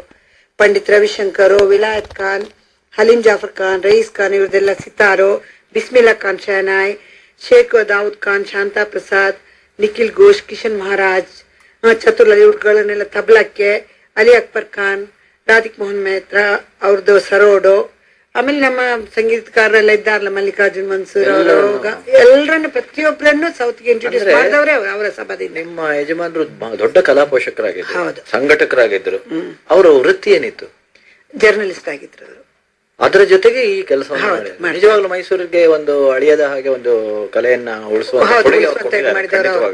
ಹಿಂದೂಸ್ತಾನಿ ಸಂಗೀತಕ್ಕೆ ಮಾತ್ರ ಅವಾಗ ಸಭಾನ ಉಪಯೋಗಿಸ್ಕೊಂಡಿದ್ರು. ನನ್ನನ್ನು ಮದುವೆ ಆಗ್ತೀನಿ ಅಂತ ಅವರು ಡಿಸೈಡ್ ಮಾಡಿದಾಗ ಅದನ್ನ ಸುರಸುಂದರಿ ಅಂತ ಮಾಡಿದ್ರು. ಈಗ ಇಲ್ಲಿ ಕರ್ನಾಟಕ, ಹಿಂದೂಸ್ತಾನಿ ಎಲ್ಲ ಒಂದು ಕಲೆಗಳಿಗೂ ಒಂದು ಆಶ್ರಯ. ನಾನ್ ತಿಳಿದಿರೋ ಹಾಗೆ ಈ ಸಂಸ್ಥೆ ಕೂಡ ವಸುಂಧರ ಪರ್ಫಾರ್ಮಿಂಗ್ ಆರ್ಟ್ಸ್ ಸೆಂಟರ್ ಅಂತ ಹೇಳೋದು ಕೂಡ ರಾಷ್ಟ್ರ ಮಟ್ಟದಲ್ಲಿ ಕಲಾಕ್ಷೇತ್ರದಲ್ಲಿ ಒಳ್ಳೆ ಹೆಸರು ತಗೊಂಡಿದೆ. ಯಾಕೆಂದ್ರೆ ನೀವು ಹಲವಾರು ಯೋಜನೆಗಳನ್ನು ಅದ್ರ ಪರಿಚಯ ಮಾಡ್ಕೊಡಿ ಸ್ವಲ್ಪ. ನಾವು ಇದರಲ್ಲಿ 4 ಫೆಸ್ಟಿವಲ್ಗಳನ್ನ ವರ್ಷ ಪೂರ್ತಿ ಮಾಡ್ತೀವಿ. ನಟರಾಜೋತ್ಸವ ಅಂತ ಮಾರ್ಚ್ ತಿಂಗಳಲ್ಲಿ ಮಾಡ್ತೀನಿ. ಅದರಲ್ಲಿ ಪುರುಷ ಪ್ರಧಾನವಾದಂತಹ ಒಂದು ಉತ್ಸವ ಅದು. ಯಾಕಂದ್ರೆ ಪುರುಷರಿಗೆ ವೇದಿಕೆ ಸ್ವಲ್ಪ ಕಮ್ಮಿ ಸಿಗೋದು, ಸತ್ಯ. ಬರೀ ಪುರುಷರು ಮಾತ್ರ ಇರ್ತಾರೆ. ಆ ಜೊತೆಯಲ್ಲಿ ಬೇಕಾದ್ರೆ ಯುಗಳ ಅಂತ ಮಾಡ್ಬೋದು ಅಷ್ಟೇ, ಜೋಡಿ. ಪುರುಷ ಇಲ್ಲದೆ ಅದರಲ್ಲಿ ಕಾರ್ಯಕ್ರಮನೇ ಇಲ್ಲ. ಅದು 3 ದಿವಸದ ಕಾರ್ಯಕ್ರಮ ಮಾಡ್ತೀನಿ ನಾನು. ಭರತನಾಟ್ಯ ಕಲಾವಿದರು, ಕಥಕ್ ಕಲಾವಿದರು ಸಾಮಾನ್ಯವಾಗಿ ಅದ್ರಲ್ಲಿ ಮಾಡಿದಾರೆ. 25 ವರ್ಷದಿಂದ ನಡೀತಾ ಇದೆ ಅದು. ಆನಂತರ ಜೂನ್ ತಿಂಗಳಲ್ಲಿ ಚಿಗುರು ಸಂಜೆ ಅಂತ ಒಂದು ಮಾಡ್ತೀವಿ. 5 ರಿಂದ 12 ವರ್ಷದ ಮಕ್ಕಳಿಗೋಸ್ಕರ ಮಾಡ್ತೀನಿ ನಾನು ಅದನ್ನ, ಚಿಗುರು ಸಂಜೆ ಅಂತ. ಅದು 2 ದಿನದ ಕಾರ್ಯಕ್ರಮ ಮಾಡ್ತೀನಿ. ಆಮೇಲೆ ಪಲ್ಲವೋತ್ಸವ ಅನ್ನೋದು ಭಾರತದಲ್ಲಿರುವಂತ ಹಿಂದೂಸ್ತಾನಿ, ಕರ್ನಾಟಕ 2 ಪದ್ಧತಿಗಳದು ಸಂಗೀತ ಹಾಗೂ ಎಲ್ಲಾ ಶಾಸ್ತ್ರೀಯ ನೃತ್ಯಗಳನ್ನ ಅದರಲ್ಲಿ 5 ದಿವಸ ನಾವು ಪ್ರೆಸೆಂಟ್ ಮಾಡ್ತೀವಿ. ಯುವಕರಿಗಾಗಿ ಮಾತ್ರ ಅದು. 15 ರಿಂದ 30 ವರ್ಷದ ವಯಸ್ಸಿನ ಕಲಾವಿದರಿಗಾಗಿ ಆ ಕಾರ್ಯಕ್ರಮನ ಪಲ್ಲವೋತ್ಸವ ಅಂತ ಮಾಡ್ತಾ ಇದ್ದೀನಿ. ಆಮೇಲೆ ಡಿಸೆಂಬರ್ ಅಲ್ಲಿ ಮಾಡುವಂತದ್ದು ಪಾರಂಗತೋತ್ಸವ ಅಂತ. ಅದು ಎಲ್ಲ ಪಾರಂಗತರಿಗೋಸ್ಕರನೇ ಅದಿರುವಂತದ್ದು. 5 ದಿವಸ ಒಂದೊಂದು ಉತ್ಸವನು 5 ದಿವಸ ಇರ್ತಾರೆ. ಕಥಕ್ ಆಗ್ಲಿ, ಮಣಿಪುರಿ ಆಗ್ಲಿ, ಒಡಿಸ್ಸಿ, ಕುಚ್ಚುಪುಡಿ ಪ್ರತಿಯೊಂದಕ್ಕೂ ಹೊರಗಡೆಯಿಂದಲೇ ಬರ್ತಾರೆ. ಇದಕ್ಕೆ ಬಲ ಹೇಗೆ? ಮೈಸೂರಿನ ಜನತೆ ಇಷ್ಟಪಟ್ಟು ನೋಡ್ತಾರೆ. ನಾನು ಇಷ್ಟು ಕಾರ್ಯಕ್ರಮಗಳನ್ನು ಏನ್ ಕೊಡ್ತೀನೋ ಅದರಲ್ಲಿ ಬರುವ ಸಂಭಾವನೆಯನ್ನ ನನ್ನ ಪಕ್ಕವಾಗದಿದ್ದವರಿಗೆ ಕೊಟ್ಟು ಬಿಟ್ಟು ಅದರಿಂದ ನಾನು ಒಂದು ಪೈಸೆನೂ ಮುಟ್ಟೋದಿಲ್ಲ. ಅದಷ್ಟು ನನ್ನ ಫೆಸ್ಟಿವಲ್ಗಳಿಗೆ ಹೋಗುತ್ತೆ. ಕೆರೆಯ ನೀರನ್ನು ಕೆಳಗೆ ಚೆಲ್ಲಿ ಇಷ್ಟೊಂದು ಟೂರ್ಗಳು ಮಾಡ್ತೀನಿ, ಪರ್ಫಾರ್ಮೆನ್ಸಸ್ ಕೊಡ್ತೀನಿ, ಅದು ಅಲ್ಲಿಗೆ ಹೋಗುತ್ತೆ. ಕೆಲವು ಗ್ರಾಂಟ್ಗಳು ಬರುತ್ತೆ ನಮ್ಗೆ, HRD ಗ್ರಾಂಟ್ ಬರುತ್ತೆ, ಸಂಗೀತ ನಾಟಕ ಅಕಾಡೆಮಿಯಿಂದ, ಅದರಲ್ಲೂ ಇದು ಮಾಡ್ತೀವಿ. ನಮ್ಮ ಲೋಕಲ್ ಆಗಿ ಕೆಲವರು ಸಪೋರ್ಟ್ ಮಾಡ್ತಾರೆ. ಎಷ್ಟೋ ಜನ ನಂಗೆ ಲೈಫ್ ಮೆಂಬರ್ ಆಗಿದ್ದಾರೆ, ಡೊನೇಷನ್ ಕೊಡ್ತಾರೆ, ನಡ್ಕೊಂಡು ಬರ್ತಾ ಇದೆ. ಮುಂದಿನ ಯೋಜನೆಗಳು ಏನ್ ಇಟ್ಕೊಂಡಿದ್ದೀರಿ ನೀವು ಆ ಸಂಸ್ಥೆಯಿಂದ? ನನ್ನದೇ ಆದಂತಹ ಒಂದು ಜಾಗ ಇಲ್ಲ. ನನ್ನ ಮನೆ ಅಂತ ಇದೆಯಲ್ಲ, ಅಲ್ಲೇ ಈಗ ಕ್ಲಾಸ್ ಮಾಡ್ಕೊಂಡಿದ್ದೀನಿ ನಾನು. ಒಂದು ಜಾಗ ತೆಗೆದುಕೊಂಡು, ದೊಡ್ಡ ಜಾಗ ತಗೊಂಡು ಕಲಾಕ್ಷೇತ್ರದಂತ ದೊಡ್ಡದೊಂದು ಇನ್ಸ್ಟಿಟ್ಯೂಷನ್ ಮಾಡ್ಬೇಕು ಅನ್ನುವ ತುಂಬಾ ಆಸೆ ಇದೆ. ಗವರ್ಮೆಂಟ್ ಅಲ್ಲಿ ಕೇಳ್ತಾನೆ ಇದ್ದೀನಿ, ನಂಗೆ ಯಾವ ತರದ ಸಪೋರ್ಟ್ ಸಿಗ್ತಾ ಇಲ್ಲ. ನಮ್ಮ ಮೈಸೂರಲ್ಲೂ ಸೈಟ್ಗೆ ಟ್ರೈ ಮಾಡ್ತಾ ಇದ್ದೀನಿ. ಅಲ್ಲಿ ಏನಾರು ಅವ್ರು ಕೊಟ್ರೆ ಅವಾಗ ಮುಂದಿನ ಯೋಜನೆಯನ್ನು ಮಾಡ್ಕೋಬಹುದು. ಮೈಸೂರಿನಲ್ಲಿ ಈ ಒಂದು ಭರತನಾಟ್ಯದ ಕಲೆ ನೆಲೆಯೂರ್ಲಿಕ್ಕೆ ಏನಾದ್ರು ಒಂದು ಶಾಶ್ವತವಾದದ್ದು ಶಾಶ್ವತವಾದ್ದು ಮಾಡ್ಬೇಕು ಅನ್ನೋ ಒಂದು ಆಸೆ ಇದೆ. ನಟವಾಂಗ ಹೇಳಿಕೊಡ್ತೀನಿ ಮಕ್ಕಳಿಗೆ, ಆಮೇಲೆ ಯೋಗ ಕಂಪಲ್ಸರಿ. ಈ ಎರಡು ಹೇಳಿಕೊಡೋದಕ್ಕೂ ನಾನು ಯಾವ ತರದ ಒಂದು ಸಂಭಾವನೆಯನ್ನು ತಗೊಳ್ಳೋದಿಲ್ಲ ಮಕ್ಕಳ ಹತ್ರ, ಅದಕ್ಕೆ ಫೀಸ್ ತಗೊಳ್ತಾ ಇಲ್ಲ. ಆಮೇಲೆ ಯೋಗಕ್ಕೆ ಬೇರೆಯವರು ಹೊರಗಡೆಯವರು ಬಂದು ಕಲಿತಾರೆ ನನ್ನ ಹತ್ರ, ಪೇಷಂಟ್ಗಳು ಬರ್ತಾರಂತ ಕೆಲವು ಹೆಂಗಸರಿಗೆ ನಾನು ಹೇಳಿಕೊಡ್ತೀನಿ. ಅದಕ್ಕೆಲ್ಲ ನಾನು ಯಾವ ತರದ ಚಾರ್ಜ್ ಗಳನ್ನು ಮಾಡೋದಿಲ್ಲ. ಇದು ನಂದು ಸರ್ವಿಸ್ ಟು ದ ಸೊಸೈಟಿ. ತೊಂದರೆಗಳು ಇಟ್ಕೊಂಡು ದೈಹಿಕ ತೊಂದರೆಗಳಿದ್ದು ಅದನ್ನ ನಿವಾರಣೆಗೋಸ್ಕರ ಯೋಗಗಳು ಮಾಡಿದ್ರೆ ಅದು ವಾಸಿ ಆಗಬಹುದು. ಅವ್ರಗಳಿಗೆ ಟೀಚ್ ಮಾಡ್ತೀನಿ. ಅದು 1 hour ಅದು ಅವ್ರಿಗೋಸ್ಕರ ಇಟ್ಟಿದ್ದೀನಿ ನಾನು. ಮತ್ತೆ ನಮ್ಮ ಮಕ್ಕಳು ಯೋಗ ಕಲಿಯೋದಕ್ಕೆ ಅಥವಾ ಬೇರೆಯವರ ಸ್ಟೂಡೆಂಟ್ಸ್ ಗಳು ಬಂದು ಯಾರು ಬಂದು ಯೋಗ ಕಲಿಯೋಗಿದ್ರೆ ನಾನು ಅವ್ರಿಗೆ ಚಾರ್ಜ್ ಮಾಡಲ್ಲ. ಯೋಗ ಅಂದ್ರೆ ಈಗ ನೀವು ಇಷ್ಟು ವರ್ಷಗಳ ನಿಮ್ಮ ಈ ಒಂದು ಸಾಧನೆಯಲ್ಲಿ ನಿಮ್ಮ ದಾರಿಯಲ್ಲಿ ನಿಮ್ಗೆ ಕಷ್ಟ ಜಾಸ್ತಿ ಅಂತ ಅನಿಸ್ತಾ ಅಥವಾ ನಾನು ನೃತ್ಯ ಕಲೆಯನ್ನ ತಗೊಳ್ಬಾರ್ದಾಗಿತ್ತು ಅಂತ ಇಲ್ಲ ಇಲ್ಲ ಇಲ್ಲ ನಿಮ್ಗೆ ಆತರ ಯಾವತ್ತು ಇಲ್ಲಪ್ಪ. ಏನ್ ಕಷ್ಟ ಬಂದ್ರೆ ನನ್ಗೇನ್ ಬೇಜಾರ ಎಡರು ತೊಡರುಗಳು ಇರುತ್ತೆ, ಎಲ್ಲೋ ಒಂದ್ಸತಿ ನೋವು ಆಗುತ್ತೆ. ನಿಜವಾದ ನಮ್ಮ ಕಲೆ ಇದ್ರೂ ಇದಕ್ಕೆ ಬೆಲೆ ಇಲ್ವಲ್ಲ ನಮ್ಮ ರಾಜ್ಯದಲ್ಲಿ. ಯಾಕಂದ್ರೆ ಅಲ್ಲಿ ಅಮೆರಿಕದವ್ರು ಕರೆದು ಬಿಟ್ಟು ನನಗೆ ಅಲ್ಲಿಯ ಲೈಫ್ ಟೈಮ್ ಅಚೀವ್ಮೆಂಟ್ ಅವಾರ್ಡ್ ಕೊಟ್ಟಾಗ ನಮ್ಮವ್ರಿಗೆ ನಾವು ಕಾಣಲ್ವಲ್ಲ ಅನ್ಸುತ್ತೆ. ಇಷ್ಟೆಲ್ಲ ಒಂದು ಕಲೆಗೋಸ್ಕರ ಮಾಡಿ ನಮ್ಮನ್ನು ಗುರುತಿಸಕ್ಕಾಗಲ್ವಲ್ಲ, ಹಿತ್ತಲ ಗಿಡ ಮದ್ದಲ್ಲ ಅಂತ ಆಗೋಗುತ್ತಲ್ವಾ. ನಿಮ್ಮಲ್ಲಿ ಸ್ವಲ್ಪ ನೋವಿದೆ, ತುಂಬಾ ನೋವಿದೆ. ಹೌದು, ನೃತ್ಯದಿಂದ ನೋವಲ್ಲ, ನೃತ್ಯದ ಕಲೆಯಿಂದ ಖಂಡಿತವಾಗ್ಲೂ ನೋವಿಲ್ಲ. 7 ಜನ್ಮಕ್ಕೂ ನಾನು